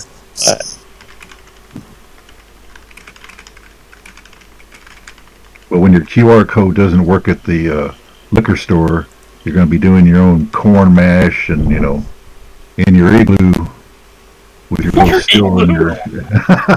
Yeah. How did igloos get implicated in this? Get your moonshine together. Yeah, you got to get your moonshine together because you're not going to be able to go to the liquor store anymore with your QR code. But why the fuck are we living in an igloo in goddamn Antarctica? Like, hey, cuz the food at our end gonna be lit though. That's what I'm saying. Well, can't we just live in a fucking cabin or like a tent? Even a tent. I'll take a tent over a fucking igloo. No, we're going to have a little IKEA styled, about 125 square foot. That's including the toilet in your shower. That's where you're going to live. It's going to be like a prison cell, it's no big deal. It's not going to be a problem, is it? Well, I mean, hey, at least IKEA, right? IKEA furniture. It's better than being dead with your head chopped off. That's your alternative. Fully salute to the state. Full tyranny, or we're going to kill you. It'll get there. Retraining's not working. We send all of you to the camp. You're not learning very well. So now we got to get rid of you. It's getting there, dude. I'll just go to my own private island and make my own laws and rules and.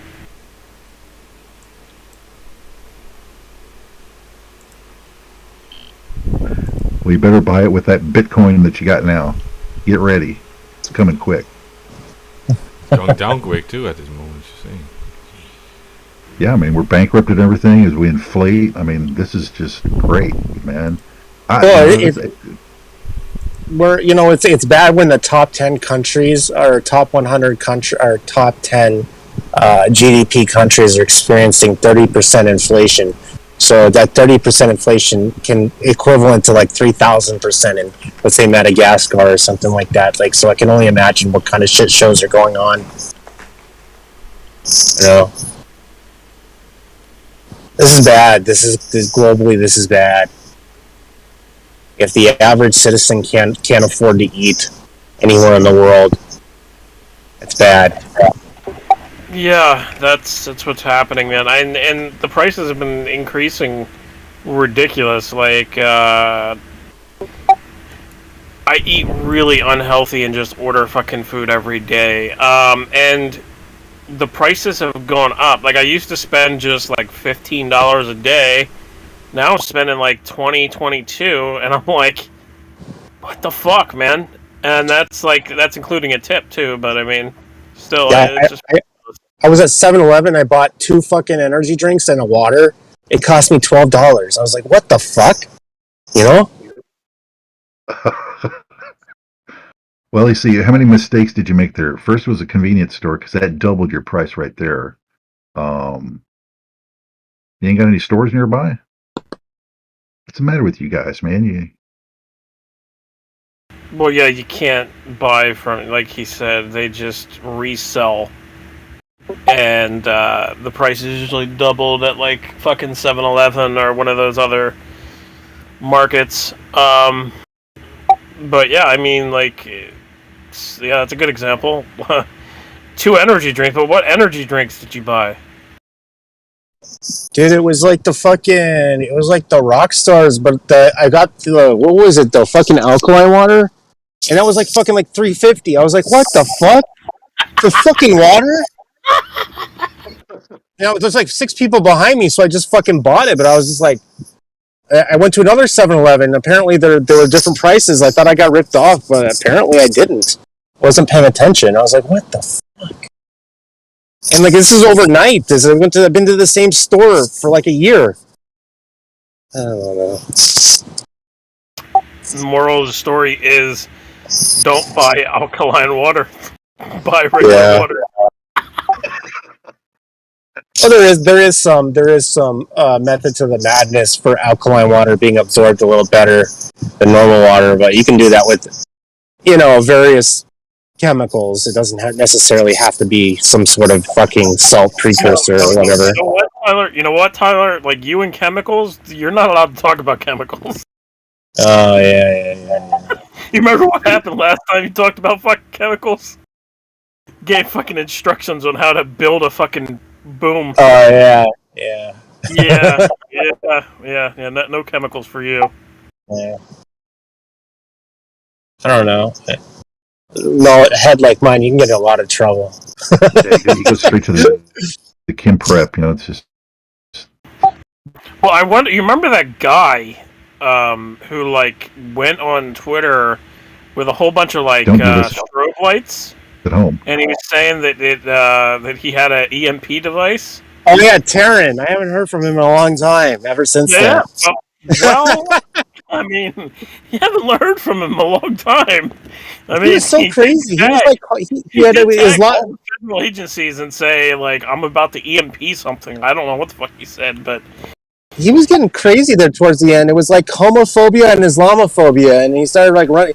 Like, I was convinced he was on meth, but he said otherwise. But He said he was abducted by aliens and they put a Commodore 64 chip in his brain. yeah. Yeah. And you think my story is about a fucking dying guy who is an astronaut in military space program talking about a flying space fish swimming in space is crazy.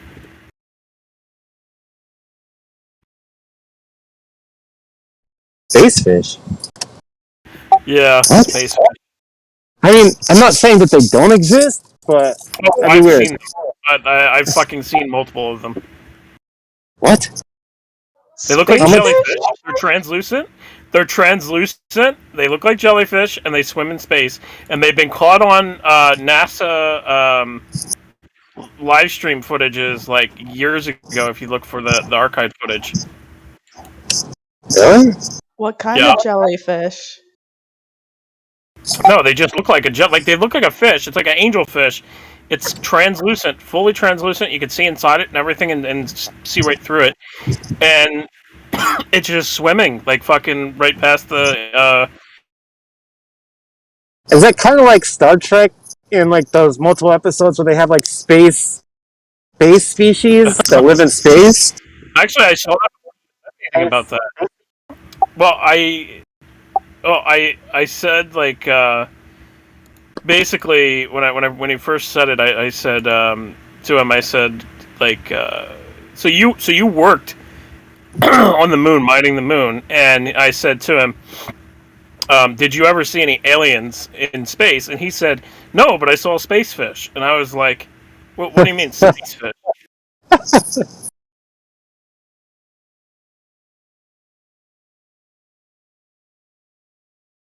So yeah, when he told me that, I was.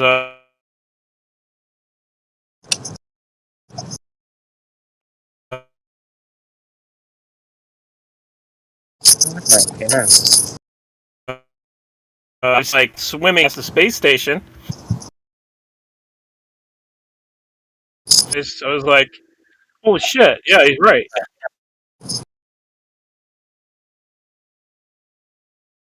Damn. Space fish. I don't remember that.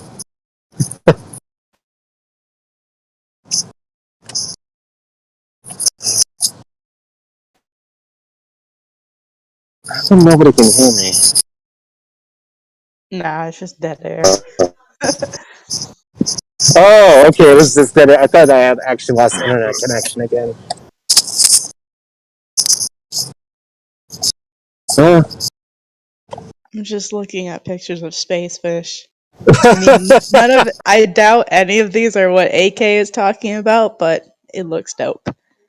It does.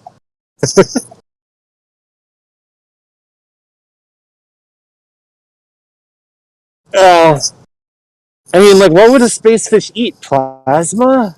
Ionized radiation? That's so weird to me. And that's like, I don't know.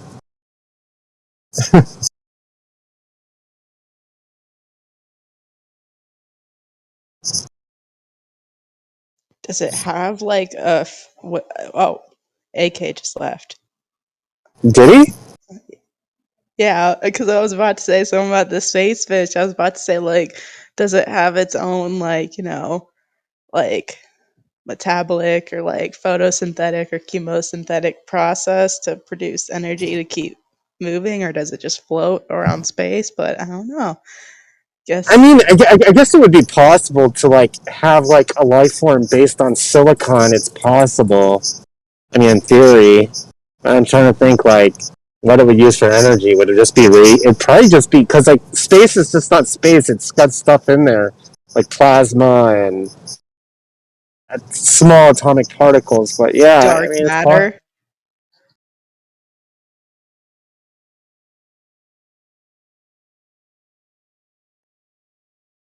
possible. Anything's possible. Yep.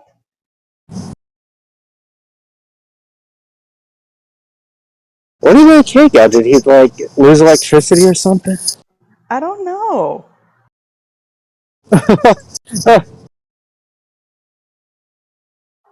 There he is. Oh, there he is. No?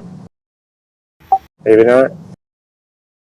No, I'm back. I just had to use my computer because everything fucking froze. And two things were trying to update at the same time, Telegram and some other fucking program. And it just crashed the system resources. Like, they just went to 0, I guess. Because I had so many windows open and fucking LibreOffice and all these other programs open. Yeah, you have a bad habit of doing that. You once showed me how many tabs you had on your screen. I was like, are you serious? You're gonna run out of RAM. No, I'm not gonna run out.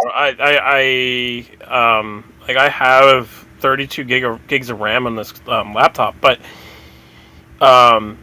if I have certain things all open at once, it'll start to cause a memory leak. I noticed that. Right, you can watch 32 movies on Netflix in Internet Explorer. That'll shut down your computer.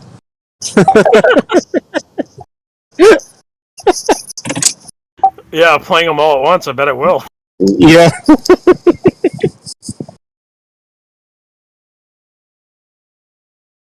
It's a fun way, right? But yeah, I'm back. And what I was discussing before, he basically said translucent fish swimming around in space. And I was like, because I asked him, I was like, I didn't believe him at first that he literally worked on the moon. I thought it was bullshit. And then he started talking about all these secret old space programs that the military set up. And he said, you'll notice that they said that they ended up quitting this program, but then years later they ran another program and then said that they quit that program. And he said it was originally it was all under Reagan, to basically build this effort of a secret space program that was operated by the military. And he basically said that he was contracted for mining the moon, and I didn't believe him at first, and then just showed me everything, and I was like, okay. I thought it was a little weird at first. I asked him for did you take pictures or anything? And he's like, no, they confiscate everything when you go up there, blah blah blah. And he was like, back then we didn't even have phones or cameras. I mean, he's right. Timeline checks out for that. So, but apparently they had the ability to mine the moon back in the late 1980s and early 90s, which that's believable. Yeah, it honestly is.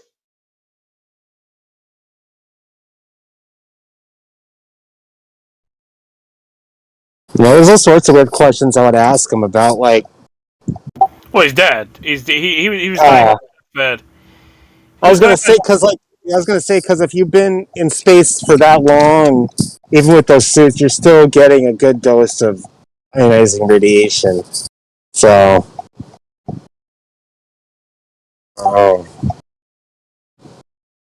I have no idea. He told me that they literally operated machines on the moon, and I was like drilling machines, and they were drilling in the moon for what is it, lithium, and there's another fucking chemical I can't remember. There's been some weird stuff that, from the astronomy, people, backyard astronomers, and I've heard of this one, and I tend to believe it's true. Have you ever heard of a guy? Was an amateur astronomer, took a picture of the moon, and this was several different photos, was showing an orange spot, and it was obviously there, right? And then it's never been seen, but that's not the first time that's ever been seen on the moon, like weird lights that kind of like pop up every once in a while randomly. Yeah, yeah. I mean, we know about moonquakes. I mean, we also know about. I can tell you now, China, Russia, and the UK, I believe, are the ones that are building on the moon. So right now, they're building on the moon in secret. Don't ask me how the fuck I know this. It just, yeah.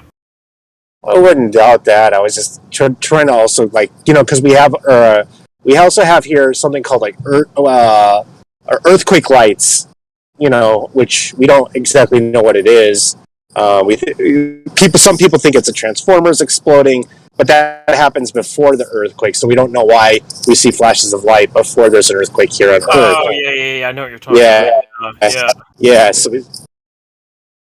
So I mean, but I mean, it could be possible. It could be just equipment. I have no idea, but obviously, it's not the first time that weird lights have been seen on the moon by amateur astronomers, and a lot of the guys aren't making it up.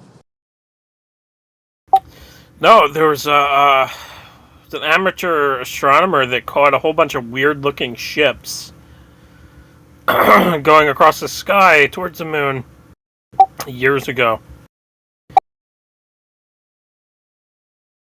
Well, you do remember the whole thing in the 1940s, that happened in Los Angeles, where they discharged almost 10,000 rounds at what they thought were fucking ships flying over Los Angeles. Yeah, that was the Battle of Los Angeles, yeah. Yeah. Yeah, it was fully broadcasted. It was fully broadcasted on the radio, and they were saying there's something in the sky. It's a disc. Fire at it. Fucking open fire 1,000 rounds on it. It's still. Isn't this how an H.G. Wells book started off? This is not going to end out well. Nope. But you got that great picture of him, with the coronavirus will kill all. One at a time. Well, the coronavirus will kill all the intelligent life anyway, so.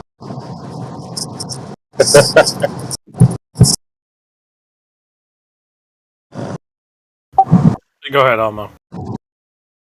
Oh, you have that great picture, in the front page there, with the searchlights on it and everything. I mean, they were seeing something, Yeah. And I mean, no, they caught it. Yeah. Yeah, I've seen disinformation say that it was a Russian ship. I was like, wait, what? A Russian ship? No.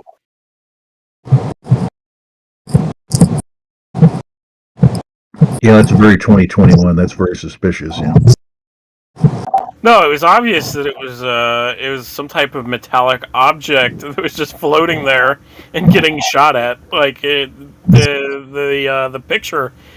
I knew exactly. It was probably just a Tic Tac, whatever those what they think are. They don't even think those things are manned at this point. I think the ufologists think that they're probes. Probably what they saw is one of those Tic Tac things. Those things have been going around for years. They were originally called UAPs or whatever the fuck. No. They were originally called in World War II. They called them Foo Fighters. Thank you. I couldn't fucking remember what it was, man, and it was just killing me. And then in before that, in Columbus days, they called them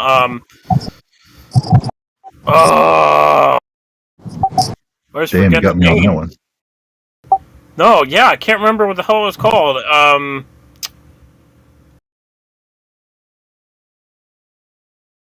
I can't remember. Jesus. But my main point is that they've always been around through history, and it's always been the same fucking shapes, Tic Tac. Well, even the experts were even saying the way organic life wouldn't be able to handle the G forces, even if they were bending space-time around them. They would still feel the G's. So they think that those things are not. Yeah, understand their technology. They never fucking will. They've been trying to understand it for years when they did a lot of these events when they were taking apart craft, like Bob Lazar said. There's other people who've said that they've taken apart craft. Bob Lazar's not the only one that said that. There's other whistleblowers that have said that as well. And there's one specific from Roswell who was I think he was a colonel. And he described the inner workings of these ships and said it was like a neural network of wires, of fiber wire inside. So, yeah, I think some of these, obviously, are not piloted by creatures or aliens. They are artificial intelligence. Basically, they're machines. They're machines that are scoping us out.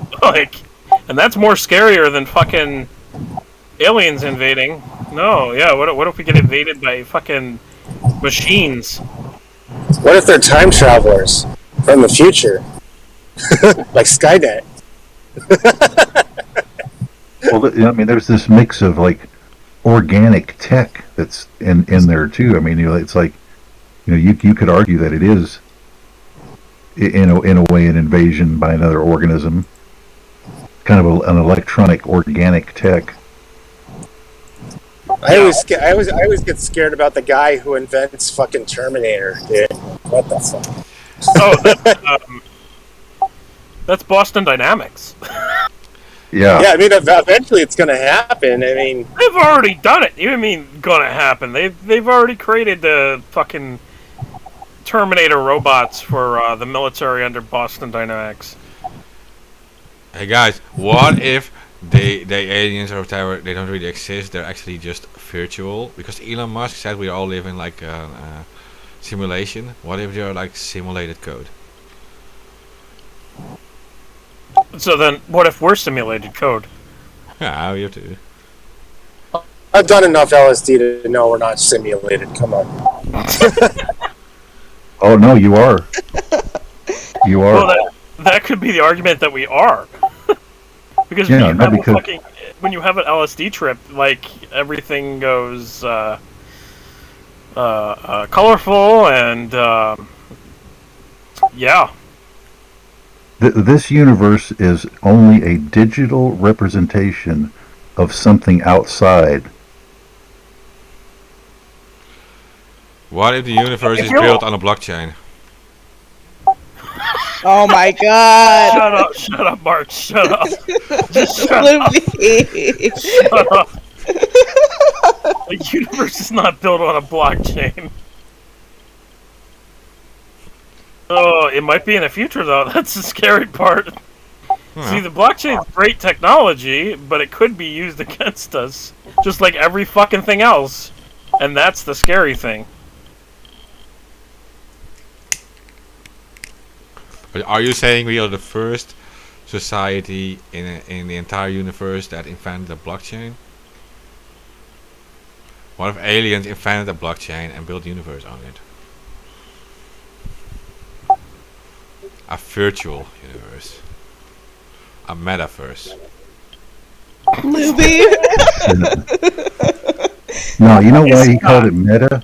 Because it's all about your metadata. That's what it's about.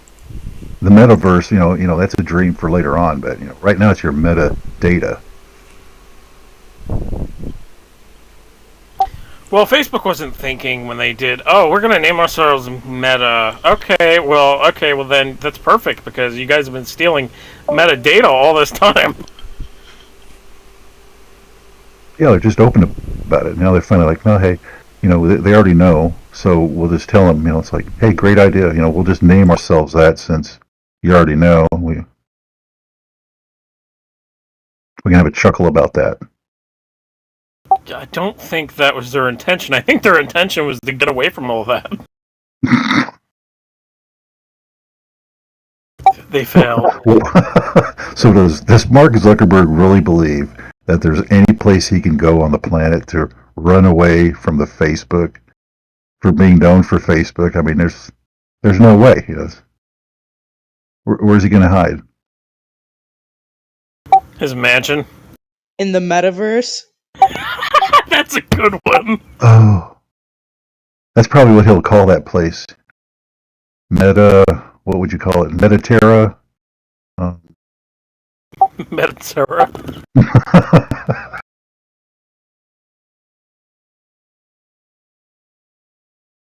And then he can do more. He can do more videos of him doing that, whatever that high tech hoverboard surfboard he's got.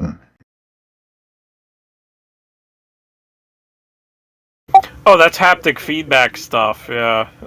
Look, man, like some of the metaverse stuff is pretty cool, but Facebook in charge of it, not so much. You mean like InQtel or something, right? I mean, it's not Facebook itself; it's the people behind it. The Facebook thing was like at the start, it was a total DARPA project, right? It was like a live log thing. You have all these big investors jumping on it. Like I don't think it was concerned with the company Facebook, more like with the people who are behind it. But you know that better, I think, AK, who are behind that stuff. Yes, true. I also know rumors of Facebook, and Tyler does too. As he comes back to us. Yeah, I'm back. What about Facebook? Oh, we were just talking about Facebook and talking about their connections to government and rumors and. Oh yeah, they're all Facebook's in cahoots with. Facebook will sell its information to anybody who has money. Really? And openly works with the NSA. I know that for a fact. I won't say I know that. I know somebody who was former NSA, used to work at the NSA, and basically said that while he was working there, saw come across the desk Facebook being requested for data, and that they agreed to it, and blah blah blah. Yeah, they do it all the time. They hand it Cutting off there, Tyler. over like it's nothing. Plus, they do it all the time. So, I know personally that Facebook also worked with Myanmar, the government of Myanmar. Now, I know that the dictatorships of these countries, they don't like themselves like request like information, but they use like shell companies in the West or whatever, buy like advertising space and demand like information. Like you have like 2200 pointers or something you can target advertisement on. And they use shell companies for it, but the money is coming from these from these awful regimes, and protesters are being arrested over it and stuff.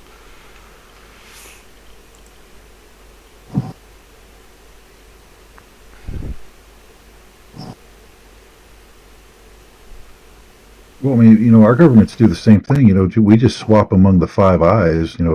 If there's something an American official wants that he's not supposed to have, he just goes to somebody else and they can get it legally. And yeah, like Julian Assange said that they have a back door into Facebook, right? CIA and whatever. They have their own little Facebook. Like if you have like hidden groups or whatever, those aren't really hidden for them. They're hidden for normal people. They're not hidden for the CIA or whatever.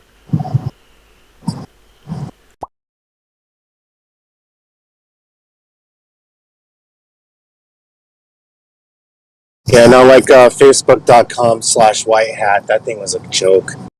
They wanted you to hack Facebook and tell them how they hacked it. It was fucking a joke.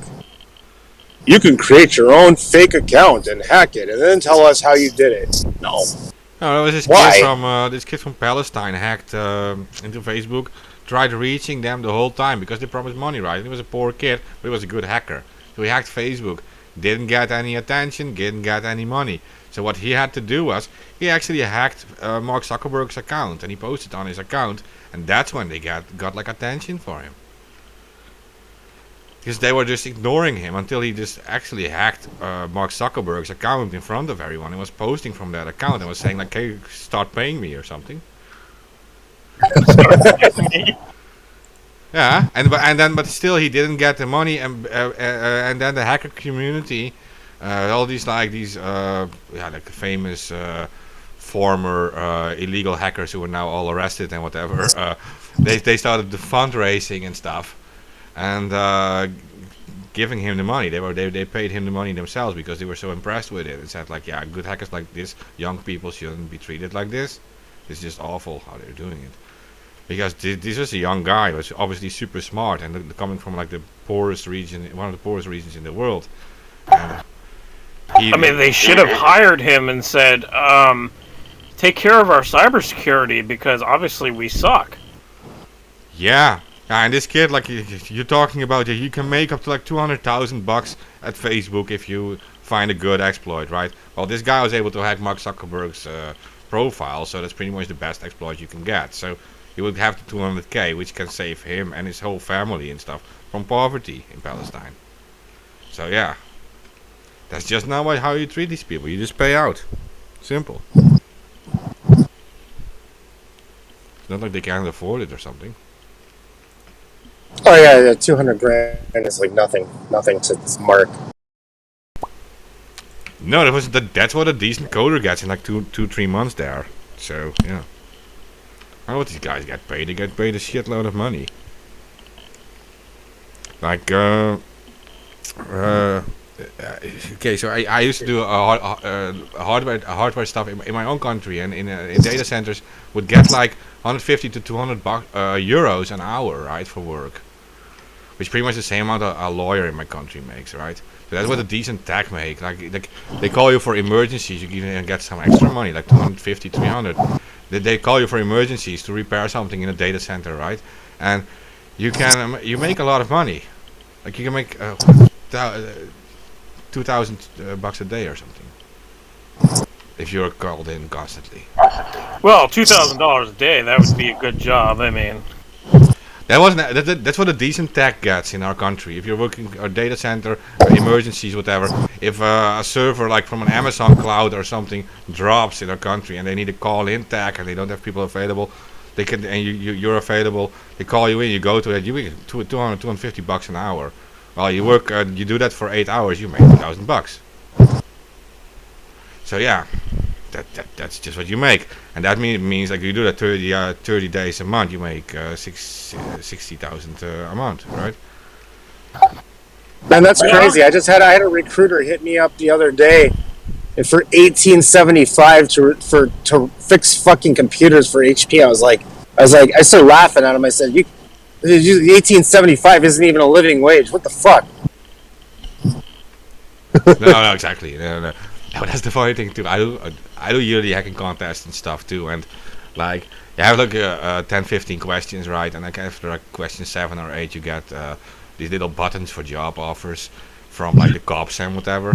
Well, sorry, but the cops, like sometimes we get accused of being like involved with fats and stuff. But sorry, but these cops have got to pay like $3,000.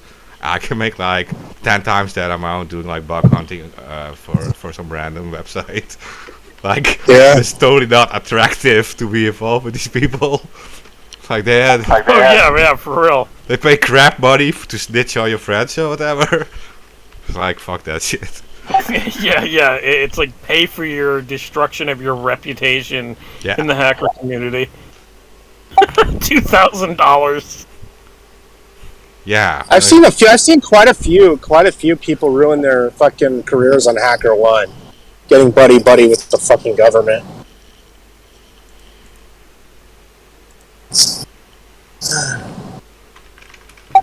Like, it depends on what you're doing. Like, if they're being asked to snitch out your friends, I mean that's obviously you shouldn't do that.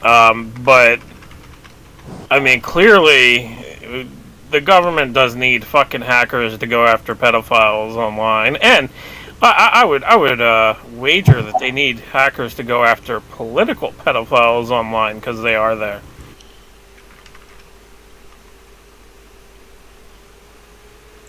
But the problem is, if you take a job from the government, you don't get to choose what you're doing, you know?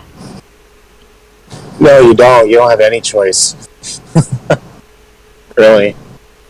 It's called selling your soul. Yeah. Yeah.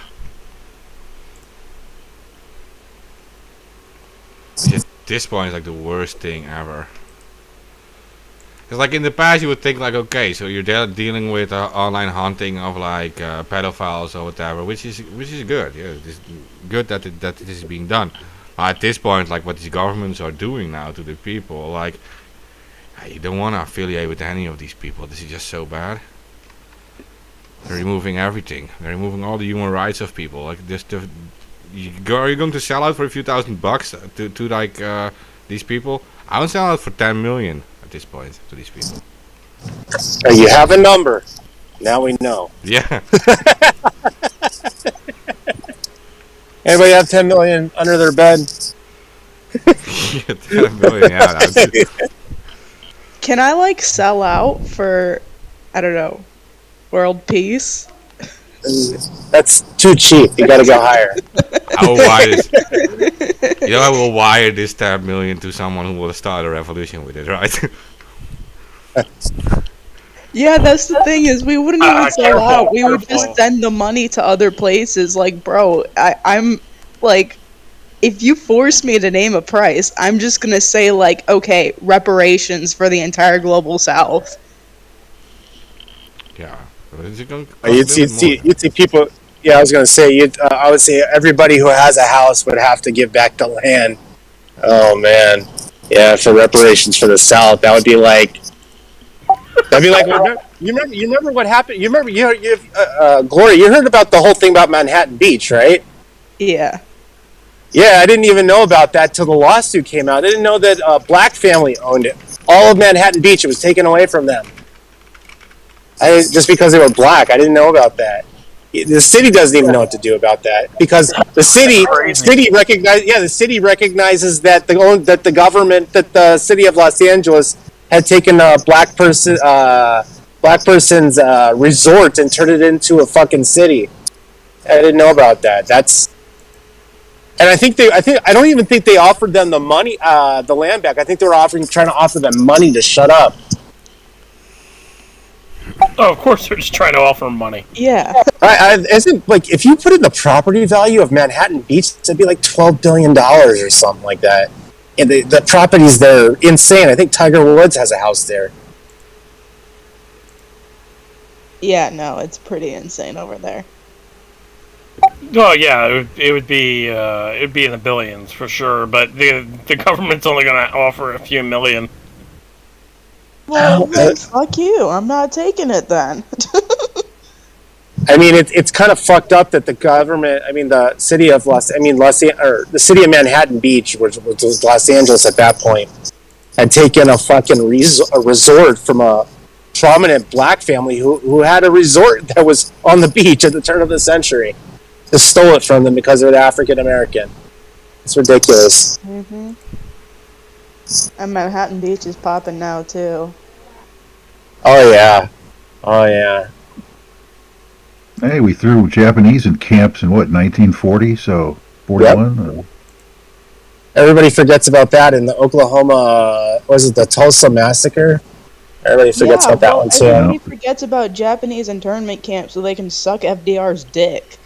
It's like, oh my god, new deal. Actually, FDR so much. Okay.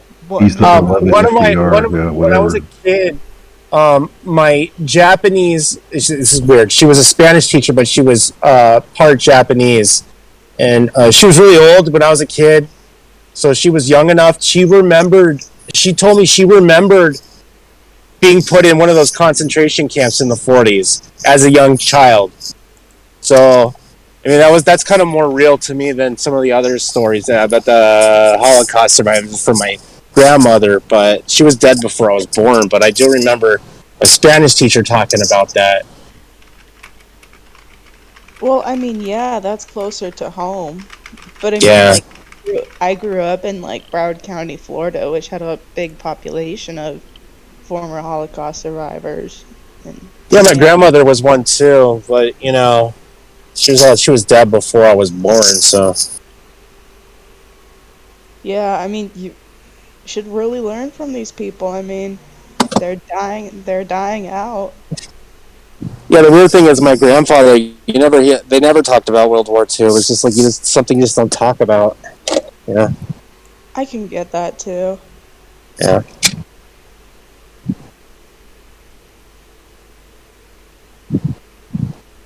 somebody else that steals land is Area 51.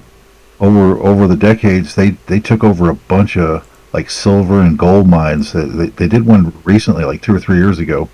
Just pretty much kicked the family off, even though they knew the mine was worth, say $50 million. They offered them like $3 and told them to get lost. They took it anyway.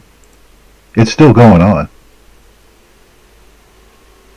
If the government wants your property, they're going to take it.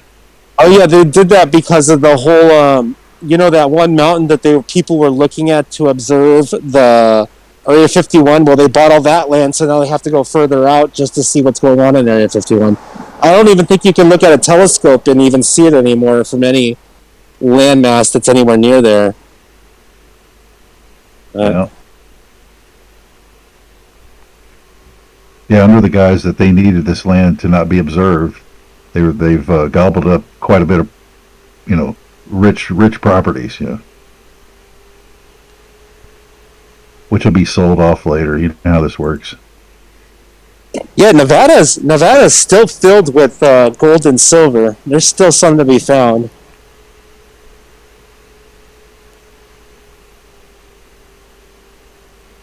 Yeah, it's like 85 or 90% fed land out there too. It's crazy. You don't even realize it. You're like, damn, they've just sectioned off the whole state.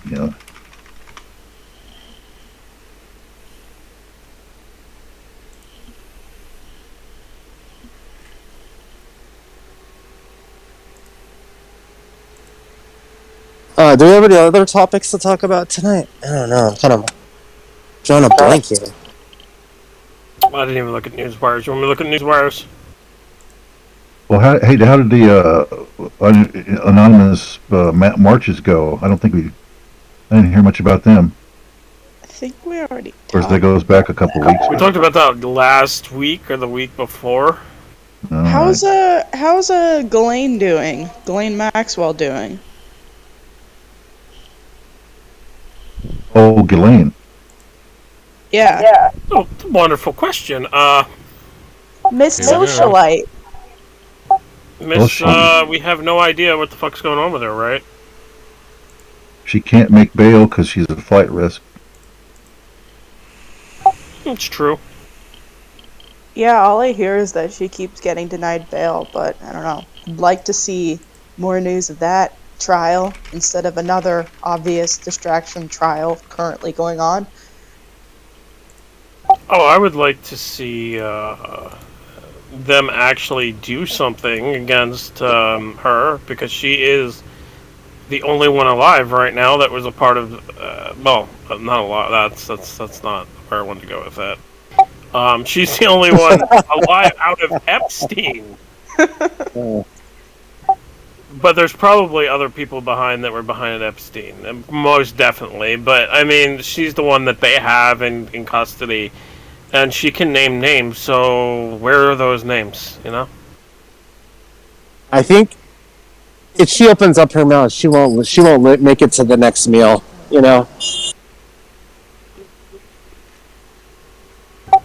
Oh yeah. Well, you see, there used to be this thing in the FBI. It was called what is it? Protection Services. Yeah, but if you're in prison, where are you gonna go? I mean, it's not. I mean, we rewrite laws all the time. It's not like we couldn't put a FBI Protection Services in there. Just monitor her cell with 5 different cameras or more. Oh, the lawyers argue that's against her rights, right? No.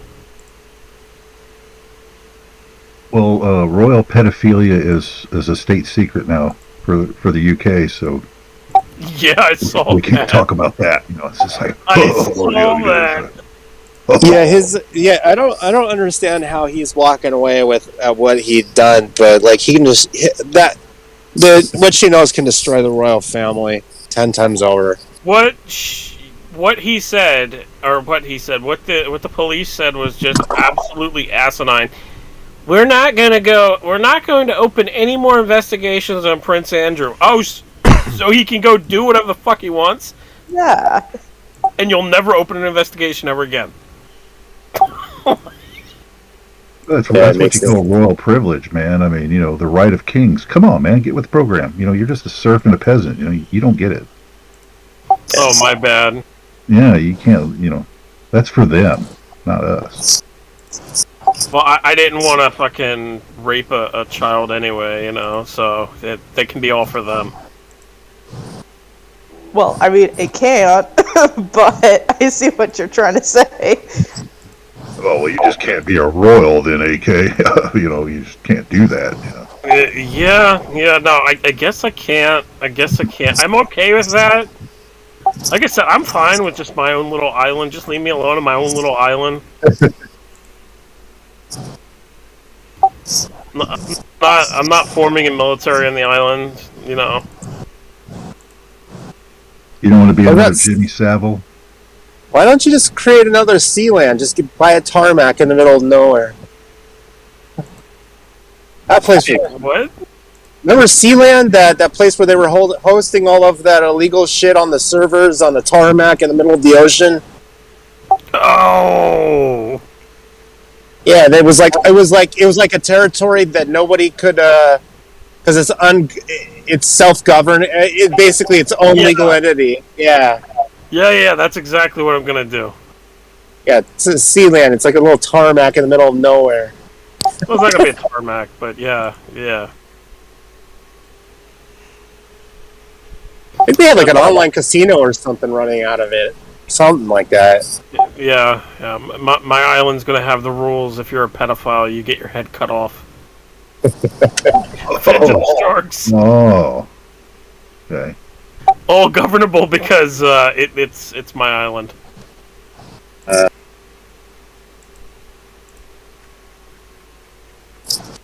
It's full anarchy, Anarchia. There we go. Anarchia. Yeah.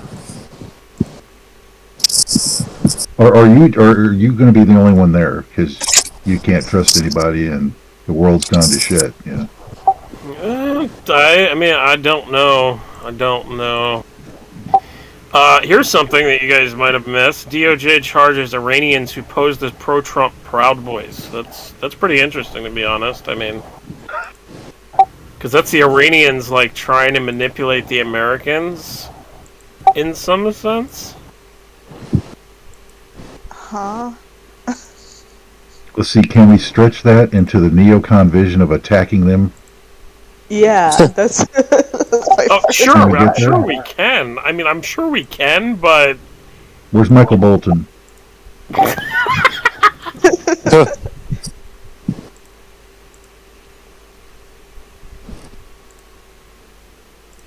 Bomb Iran, that guy. Yeah. Yeah, never met a war you didn't like. Now we got some scumbags in this era, man. I mean, it's just God, man. Yeah, on both sides, I agree with you. Yeah, it's just, I mean, they infest all this, K Street, fucking think tanks, all this shit, man. Oh, okay. This is pretty big news, and I did not know this happened. Apparently, today, Taiwan deployed advanced fighter jets against tensions with China. Beijing says it's set for invasion of Taiwan. Oh my god! This is gonna be World War III, dude. This is it. I said that about the whole Taiwan thing. If the United States backs up fucking Taiwan, that's as good. This will be like World War I, the old royal dispute with World War I. Yeah, this little piece of land will turn into a big problem. Yeah, I've been saying that too, but Biden already said that he would deploy full military actions if they invaded Taiwan. Taiwan told America to stay the fuck out of their way. So. Yep. Yeah, I mean, the truth is, though, I don't think we'll go to war over that. I mean, we're going to give in, to their move to become a bigger power. That's what I'm predicting. We're going to talk a lot of shit, but we're not going to do nothing. You might be right about that. You might be right. Yeah, I think that they're all like one group already at like Davos and stuff. So I doubt that it's going to like, get out of hand. Hey, but let's do what they would have done in the 1950s. If it does go to a nuclear war, just get under your desk, duck and cover, and you'll be safe. Yeah, You'll be safe. remember? Yeah, I mean, that was the official message, right? And people No. believe that shit. Yeah. I don't think that was the official message. I mean, but yeah. That's what they're basically conveying with those fucking propagandist videos. I remember that, yeah. Yeah, duck and cover, man. I mean, it's a nuclear war, but you'll be all right. Oh man. What did they justify doing that as, though? Is that like, for radiation? Like, what is that, like, I don't understand that. I never did.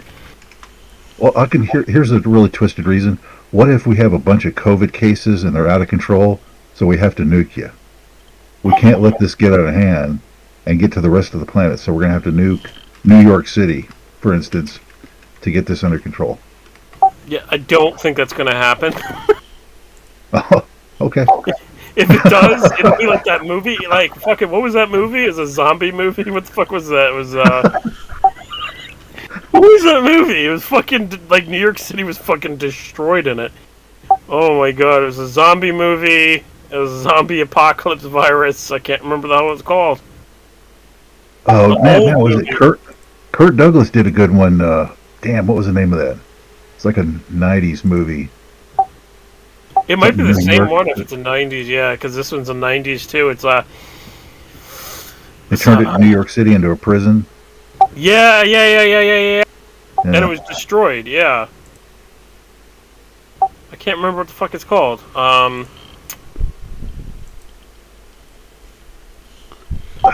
don't know. I have no idea. I can't. It was a good movie, though. I just can't remember what the fuck it was called. But yeah, basically that's where our reality is heading. Yeah, I mean, we're already in lockdown. So you're using all this prison lingo, lockdowns. That's a big one. That was a big clue for everybody. I think it went right over their head. Exactly. You use words like that. Like, you have to understand what you're living in. That's like the first. Essential. Go ahead. Yeah, essential, non-essential. That was another one. That's a classic divider of, we're picking and choosing, who gets to do what. And the rhetoric they're using, like the types of words they're choosing for it, like those are very telling. Like the first moment that people who like really like hate people like Alex Jones and whatever should like consider that actually that word prison planet actually kind of makes sense now. Oh, the irony. Yeah. I was never a fan of Alex Jones, but that's because the way he explains things is not really my way. But there's certainly a lot of stuff that they used to say that is now like becoming kind of like a reality. I listened to Bill Cooper. He kind of has a voice like you, Alamo. Bill Cooper. I used to listen to he was Alex Jones before Alex Jones. Yeah. Yeah. I used to listen to Hours of Time stuff all the time. Cooper was friends with Ted, and that's how Cooper even predicted that 9/11 was coming, is because Ted and Michael Arconasuto had warned Colin Powell months before about 9/11 going to be happening, and Ted took that information and gave it to William Cooper, and William Cooper went on and did what he did. Yeah, he was good, what a decent podcaster, journalist does. Like he had good sources. Yeah. And amazing minds. Someone says like Bill Cooper, amazing minds. I used to love listening to him. He has like a calm voice. He explained things very well, and that is for me very important. I was very young back then too, and I learned a lot of stuff from that. yeah, there aren't too many of those really good podcasters that could explain things. Like Alex Jones is too aggressive in that sense. I can listen to him, but like a half an hour, and then it's like it's entertainment. That's what it is. He's entertainment. Early days, he did do some really good stuff, though. I mean, like the fingerprints for ID cards, for example. He was one of the first people who spoke out about that. Yeah, that short video you can find on like YouTube and whatever. You see him like saying like, I'm not taking the mark of the beast, putting a fingerprint for an ID card, and he was like showing all his ID cards and everything, and they were refusing him. And that was just a real wake-up call kind of video. And his 9/11 stuff was also very powerful. And yeah, he was just running around like, I know 9/11 was an inside job. He was exposing the Michael Moore stuff and everything. And, Rise of the Police State and all these things. I really like that stuff. But nowadays, I guess it's too much political. Yeah. Well, yeah, he really went the wrong path when he, got behind Trump. When you get in that political and that involved, now you've gone too far. When you're supposed to be a non-biased and news agency, etc. And it's really, it's been his down. I wouldn't say it's downfall, but he's lost a lot of credibility going down that route. He knew better. But the thing is, like, he was always close with Ron Paul, etc. Like this libertarian side of of things. Maybe he assumed that Trump was one of these libertarians too, which he was not. I mean, he's pretty much a New York Democrat instead of a Republican. So, yeah, he comes from the Democrat base, friends with the Clintons, everything. So, whatever. Yeah, it's incredible that the Republican Party latched onto him like they did and ran him as a Republican. I mean, they were just counting on the personality.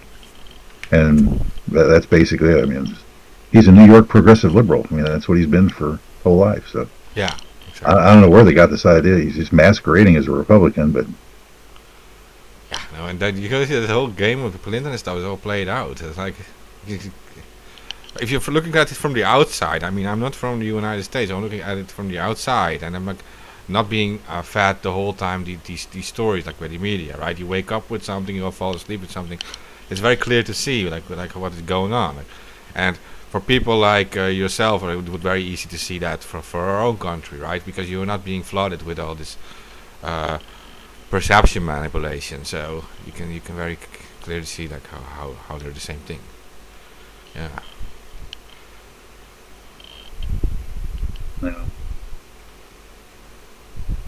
In Singapore, robot dogs enforce social distancing. Bro, you can't make this shit up. Like, what? No, we had protests here against the whole lockdown shit. It was like last week, and these were peaceful protesters, and then the cops sent like police dogs at these protesters, and the dogs turned around and started biting the cops because the police were using violence against peaceful protesters were doing nothing wrong, and then these dogs turned around and started biting the cops. It is on this channel, actually, Revolution in the Streets channel, if you want to check it out. Damn.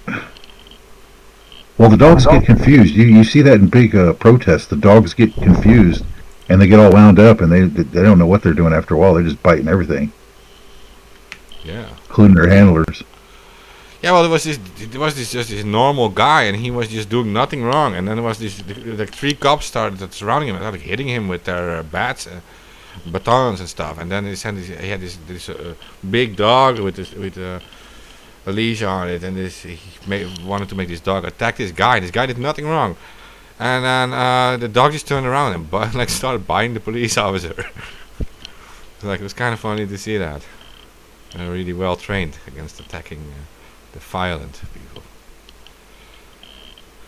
This is insane. Man who raped 4 teenagers gets no jail time.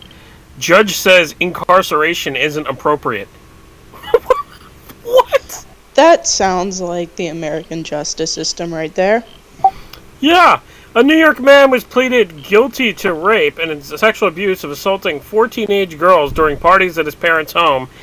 And he will not face jail time after a judge on Tuesday sentenced him to 8 years of probation. Probation from fucking what? Asshole Matthew Murphy said he agonized over the case of 20-year-old Christopher Beltier, who was accused of committing the crimes when he was 16 or 17. I mean, like, rape is rape. Like, what? Yeah. Well, he was a minor. If he's 16 or 17. For all this, but yeah, but rape is rape. I mean, it's 16 or 17. You're still old enough to know what you're fucking doing. Yeah. It's like, keep your dirty little rapey fingers off people. Basically. But here's the kicker, guys. Here's the fucking kicker. You ready? He's from a rich and influential family. No shit. privilege. Justice, yay. The judge said he is tremendously remorseful for what he has done. Oh. There are clients who've never been able to empathize with their victims as much as he has. How much counseling they receive, Chris isn't one of them. Jesus Christ. Well, he's like that rich kid in Dallas that got away with this years ago. He wiped out his car and killed a bunch of people, but he was like the kid of a judge or something. And got off and... Well, and he said he's sorry. Like, wow. I wish it were that simple. Just... whenever you do something, just be remorseful, and it'll work out. For fuck's sake. Oh, this is golden. He had previously had multiple repeated violations of probation. Hey, he's trying to get his life together, man. He said he's trying to get his life together. Yeah, no, I can understand. I mean, you know, you only gotta rape 4 people once in your life. You know, 99.9% of the time, he's a good guy. It's just these things happen. It's just he can't keep it in his fucking pants, right? Right? Yeah, it's that 0.1% of the time he's got a problem, you know, and he's trying to deal with it. Oh, here's something. Oh, this is interesting that this even came out. Everybody's absolutely horrified. High society is bracing itself for Ghislaine Maxwell's trial. Can we find like a list of all these people who are who are absolutely horrified? Because those are the list of people that are probably guilty. Yeah. Like, how the fuck did they write that? Like, all right, it's written by Vicky Ward. I won't bash her because she's one of the ones who helped reveal Epstein. But oh, well, when you're a shill, I mean, you know, come on, you got to keep your job, right? I mean, it's just like taking the jab for. I don't think she's a shill, man. She had a bullet that was put in her mailbox or something like that. I forget what it was, but. Somewhere along those lines.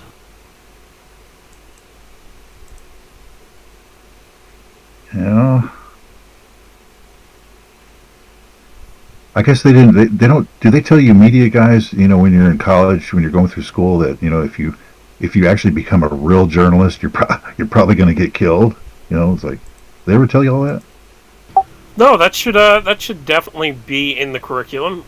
I would advocate for that. Yeah.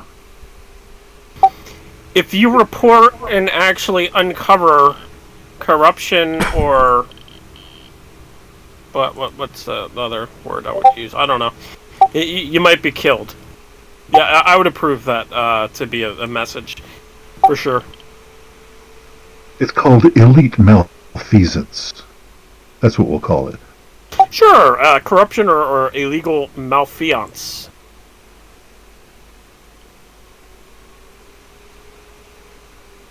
Because we got to keep airs about our royal pedophilia, you know. I mean, it's state secret and all. Don't want the word getting out.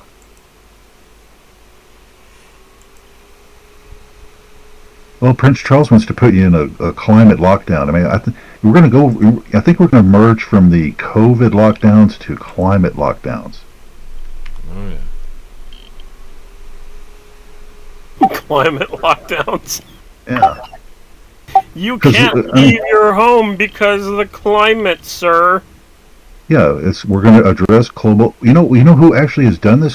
Calgary, Alberta, a so-called conservative area of Canada, has declared a climate lockdown because this is a climate emergency, AK, and you know it. No, I don't. But I do know this. One of the people who spoke to Vicky Ward said this about Ghislaine. I can't remember the last time I heard anybody say, "Poor Ghislaine. She should be allowed to say her story."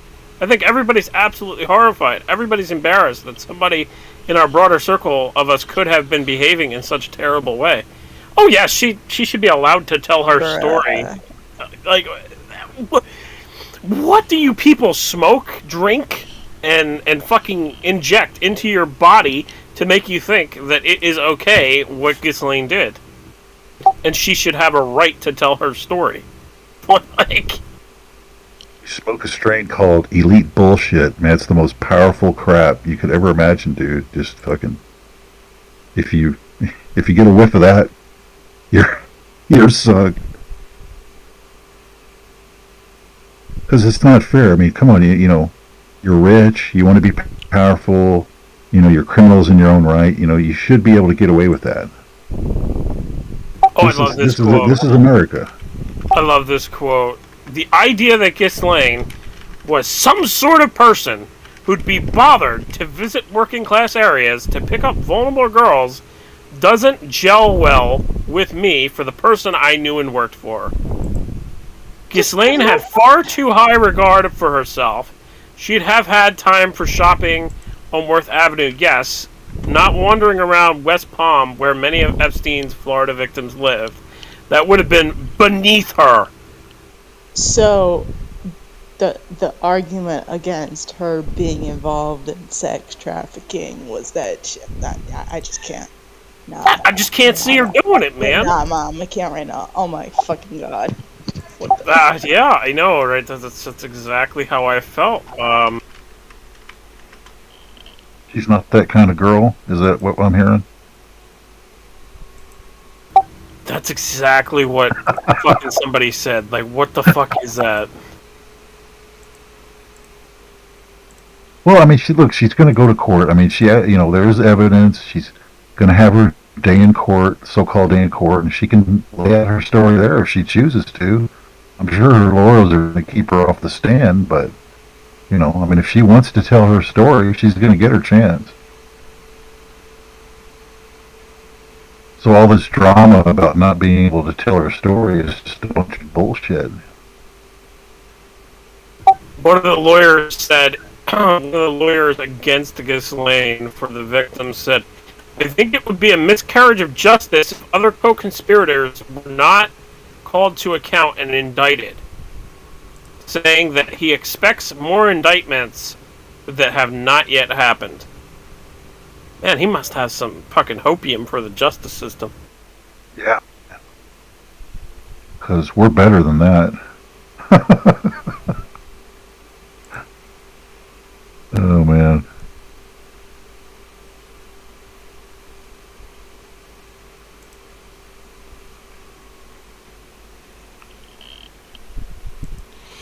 Okay, I still have that. Oh, I'm still reading here to grab your most important points. Okay. Oh, hey, now going back to Trump. Trump was the cover. You got to remember that at the time, Trump was the cover for the Clintons. The big investigation and all their hoopla was going on back then, and he was going to lock her up. Remember all that? And, you know, he's Mr. Tough Guy, going to go after the Clintons. And then nothing. Because he was just the cover. Oh, I love this quote. Essentially, we are about to watch the trial of Jeffrey Epstein, except only Ghislaine is taking his place. This is about him. He's dead. So she's got to pay the price that he should have paid for justice to be perceived to have been done. Adding, and by the way, I didn't even like her. What? What the hell is that? That's some kind of weird, twisted cover for her, but I mean... Yeah, so Ghislaine is somehow not guilty? She's just cover for Epstein? What? I don't know what fucking crack these guys smoke. I have no idea. Jesus. I'm just reading the frickin' news, that's all. I just can't believe that. Like, what in the... What? Oh, here's another one! Dad of Disney star Peyton Clark and influencer Acacia Kersey accused of grooming underage girls.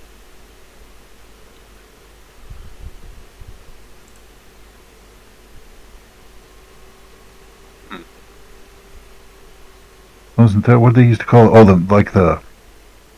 Oh, that's kind of what the Mickey Mouse Club turned into. You know, I mean, you could think of the Mickey Mouse Club like back in the 1950s, how wholesome and everything it was. I mean, it was, you know, like a true little kids club. And now look at it, you know, you go over to Disney to go do your pedophile grooming. You know, it's come a long way. Well, he was a child photography person, and he's also the father of Disney actor Peyton Clark and an influencer, Acacia Kersey. I don't even know who these two girls or women are. But apparently Rich Clark, who is 52 years old, has been accused of predatory behavior.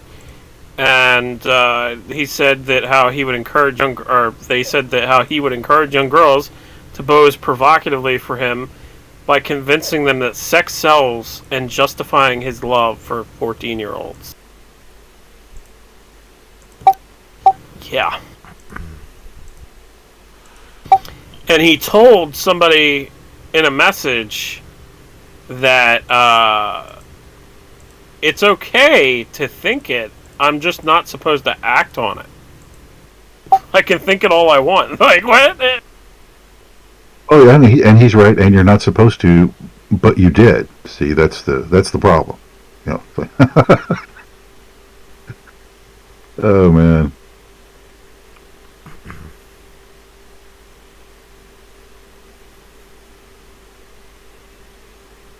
Apparently, Ghislaine Maxwell was in higher spirits with the jury selection in her trial.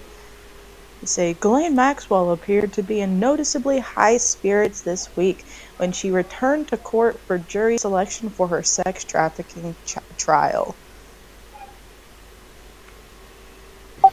Yeah, they're gonna somehow give her a slap in the wrist. They have to. She has too much dirt on everybody. The British socialite was in high spirits and blew air kisses to her sister, a marked difference from her last disheveled appearance in court. So, well, yeah, I mean, as long as she's an elite socialite, that makes it okay. Other elite socialites need to hear that. How about we stop with this elite socialite bullshit and write Ghislaine Maxwell, the pedophile. I'm down. Yeah. That's exactly how it is. Or accused high society pedophile. We need the word pedophile there. I'm fine with, you can use the word socialite, that's fine. But pedophile. Nods. I know why they don't do it. They don't do it because of legal issues, but they should. You should just say like disgusting pedophile and socialite. Pedophile and alleged socialite. Or you combine it all and say alleged high socialite pedophile Ghislaine Maxwell, because then you use the word alleged. So legal can't get you for it. Hey, so in the chat, someone says Ghislaine was rounding up teen girls for her master. But we were discussing before that I think Ghislaine had several others also getting like girls from her. That's why she is alive and Epstein is dead. Well, Like- she participated too. Yeah, I I'm mean, just saying she- like saying that she has more customers. Oh yeah, she definitely does.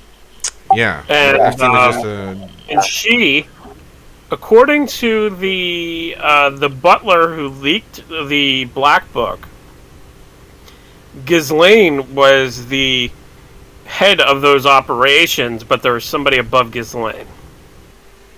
And Ghislaine was reporting back to somebody else. yeah. Because I think the Epstein was probably just like a networking guy with like the politicians and whatever. He was not like the highest up guy. Well, where are these people getting all their money? I mean, they were getting money from royals, kickbacks. I mean, it's not like they had a job. Investments. Their man. job was to run Have this investments, pedophile island. flip money like easy, like ridiculous. And you're living in some mansion and you don't have a job. How can you even pay the taxes? Much less own the place. Well, taxes can be offset. And then the prince stays there and little girls come and go, but there's nothing to be seen here. I could have paid that tax guy with teen girls, right? Isn't that what they do? Could.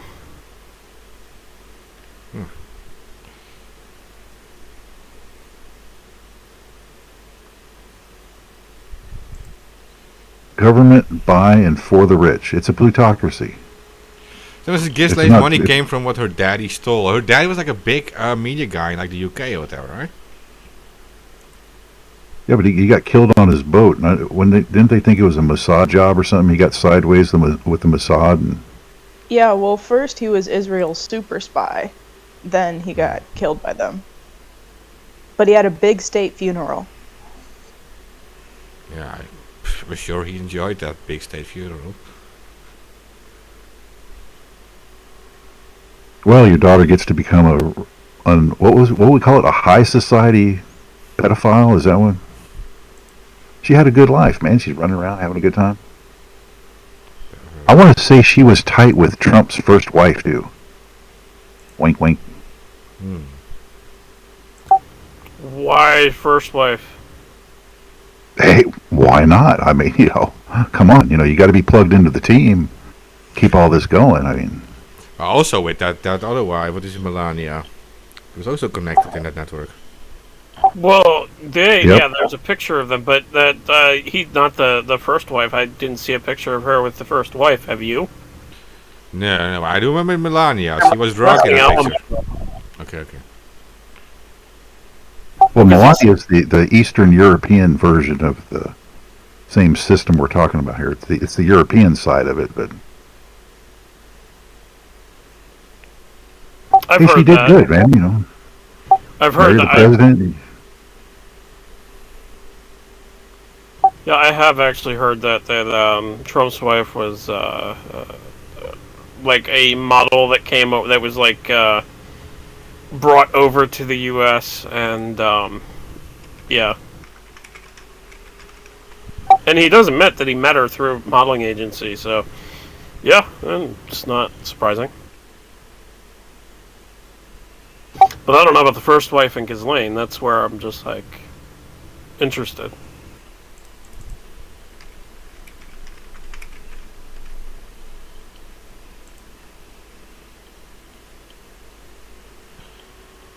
Ivana Trump went everywhere with Ghislaine Maxwell, Maria Farmer said. They were very, very good friends. Ivana was her best friend. That was creepy.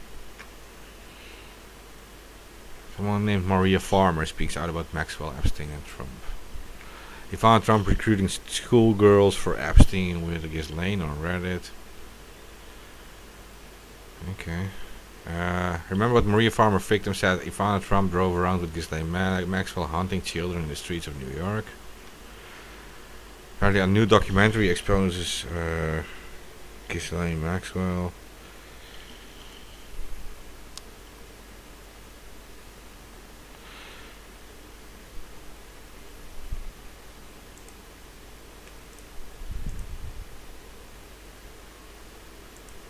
So yeah, definitely some stuff.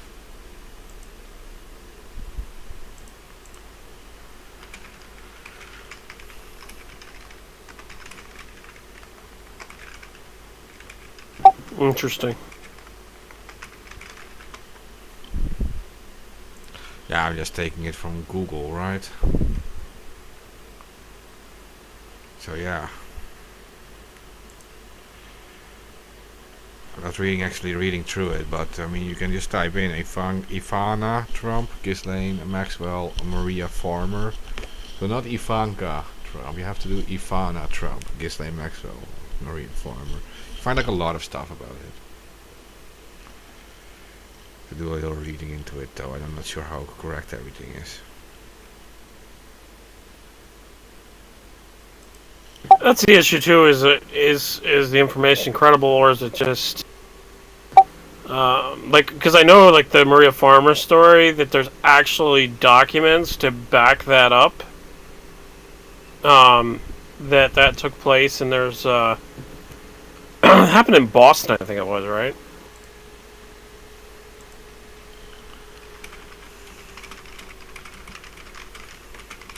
Nobody. No, I'm aware on that one. Well, there was a case in the 1990s, I believe it was, about Epstein and Trump raping Maria Farmer. Oh, okay. And threatening her. Yeah, I mean there was some. Well, didn't Trump get out of some trouble by essentially turning state on the rest of them? He gave up some info and essentially worked for the feds after that. I mean, it was hard to tell exactly where he was coming from after that point. To the casino stuff. It was all the casino stuff. He worked as an informant for money laundering at casinos. Yeah. Well, they've threatened. Well, they've said that about his other real estate dealings. You know, he sells apartments to these guys. You know, a Russian mafia or whatever. You know, for all this money, and you know, it's just another way to launder money.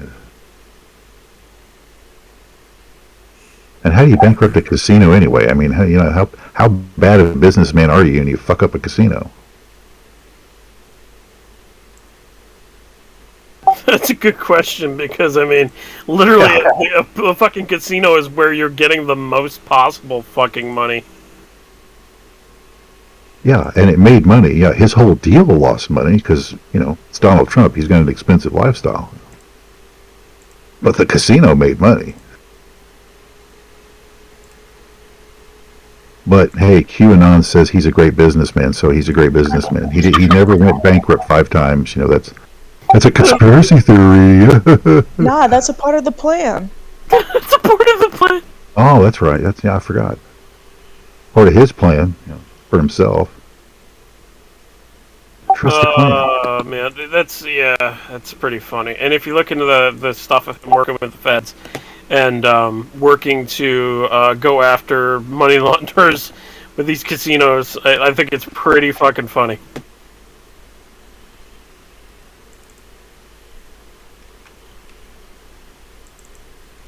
Yeah. I got entertained by it.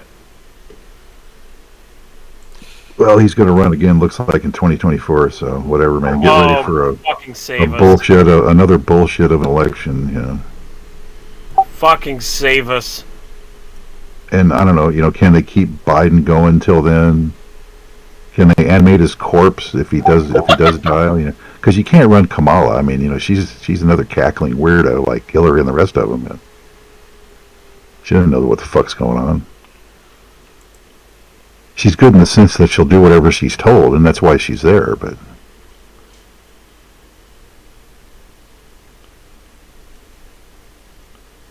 Orange man bad. Got to keep the divide going.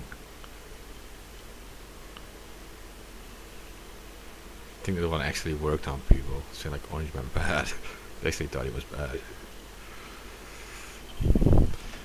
It's like, I think they actually convinced a few people who actually thought he was not so bad to actually think he was bad because people said Orange Man bad. Like, I think all of these I think they're all bad. I'm not like here to defend him. I already thought he was bad before they said Orange Man bad, but I think there's like really some people who got convinced by that. Kind of like Osama 9/11, Bin Laden, Osama 9/11, Saddam Hussein, Iraq, Bin Laden 9/11, terrorist. Well, it was kind of a joke at first, Orange Man bad, but actually, when he became, the lockdowns and Operation Warp Speed and all that, well, he actually was Orange Man bad. He actually looked orange Except too. that all got twisted with his supporters named, Donald Trump, look how much he's doing for us. Oh, trust the plan. It's 4D chess, I guess we're into 5D chess now. I mean, yeah, can you be playing just 4D chess if you lose an election to still be in the game and doing stuff behind the scenes? I mean, that's 5D chess to me. You're still in control, but you're not there. It's all CGI of some, Halo episode, I guess. I don't know what the hell to call it.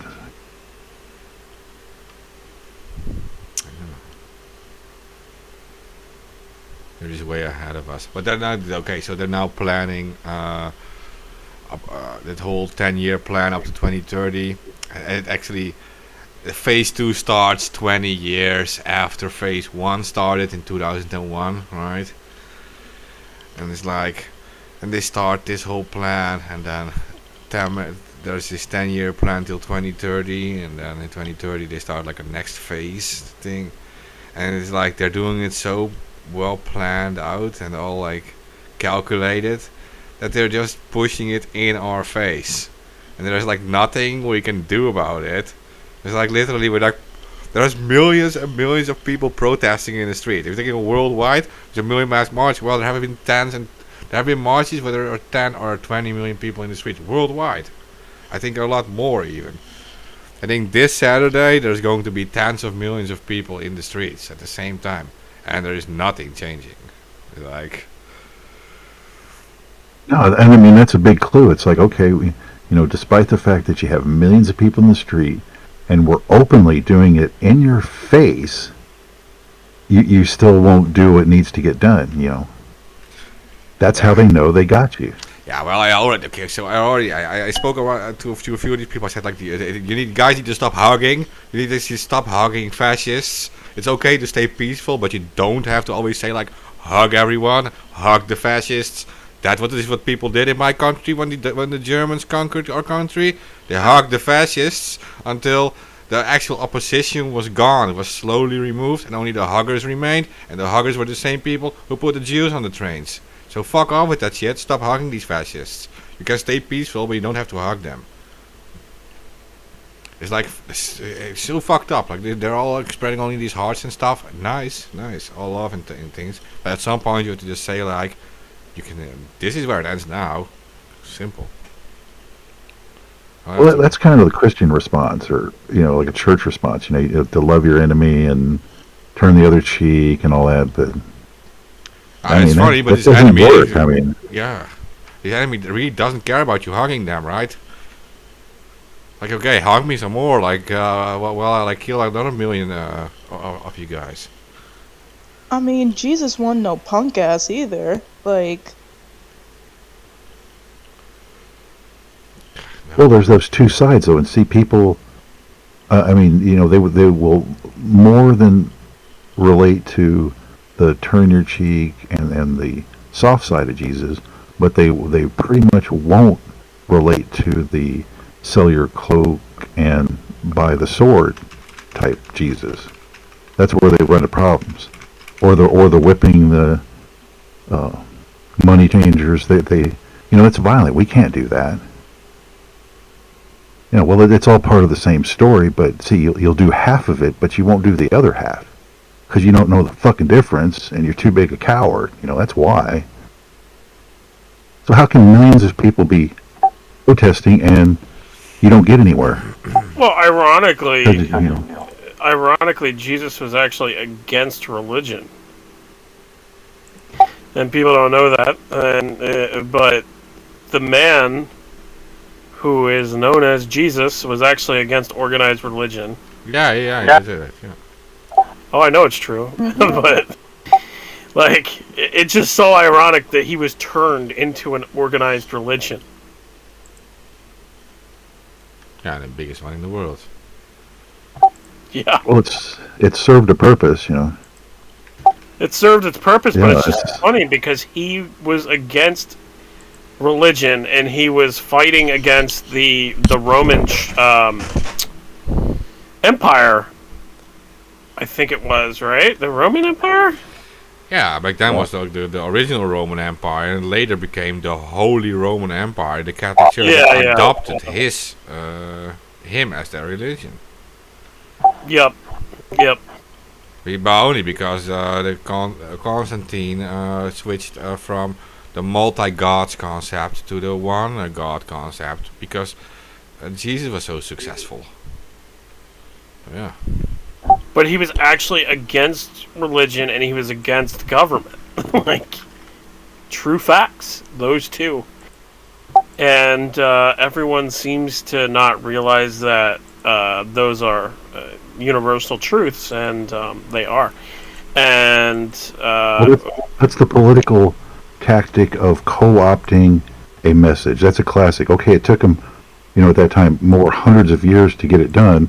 But that's how you take something that's somehow caught on with the masses and the population and twist it to your needs of control and, we're now in charge, Now that we see really what's going on. ironic that he was turned into a religion when he was fully against religion, he was fully against government, and then they turned him into a religion, like, oh man.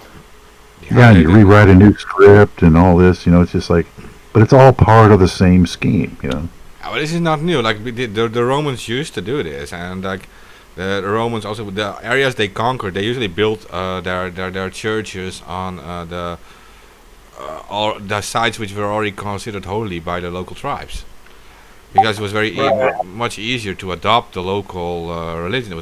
Like when they conquered Greece, they adopted the gods as their own, for example.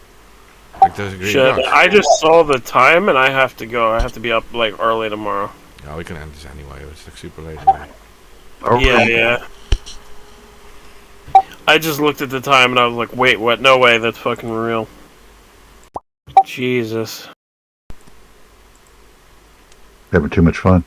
I will give it a PSA. But we can do more broadcasts though. I mean, other days, but it depends on you guys when you guys have time.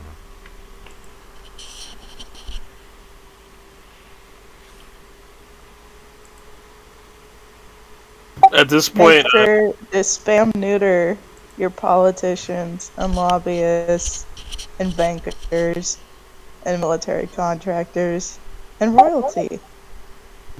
okay, you hit everyone. Dun, dun, dun, dun. Fade out.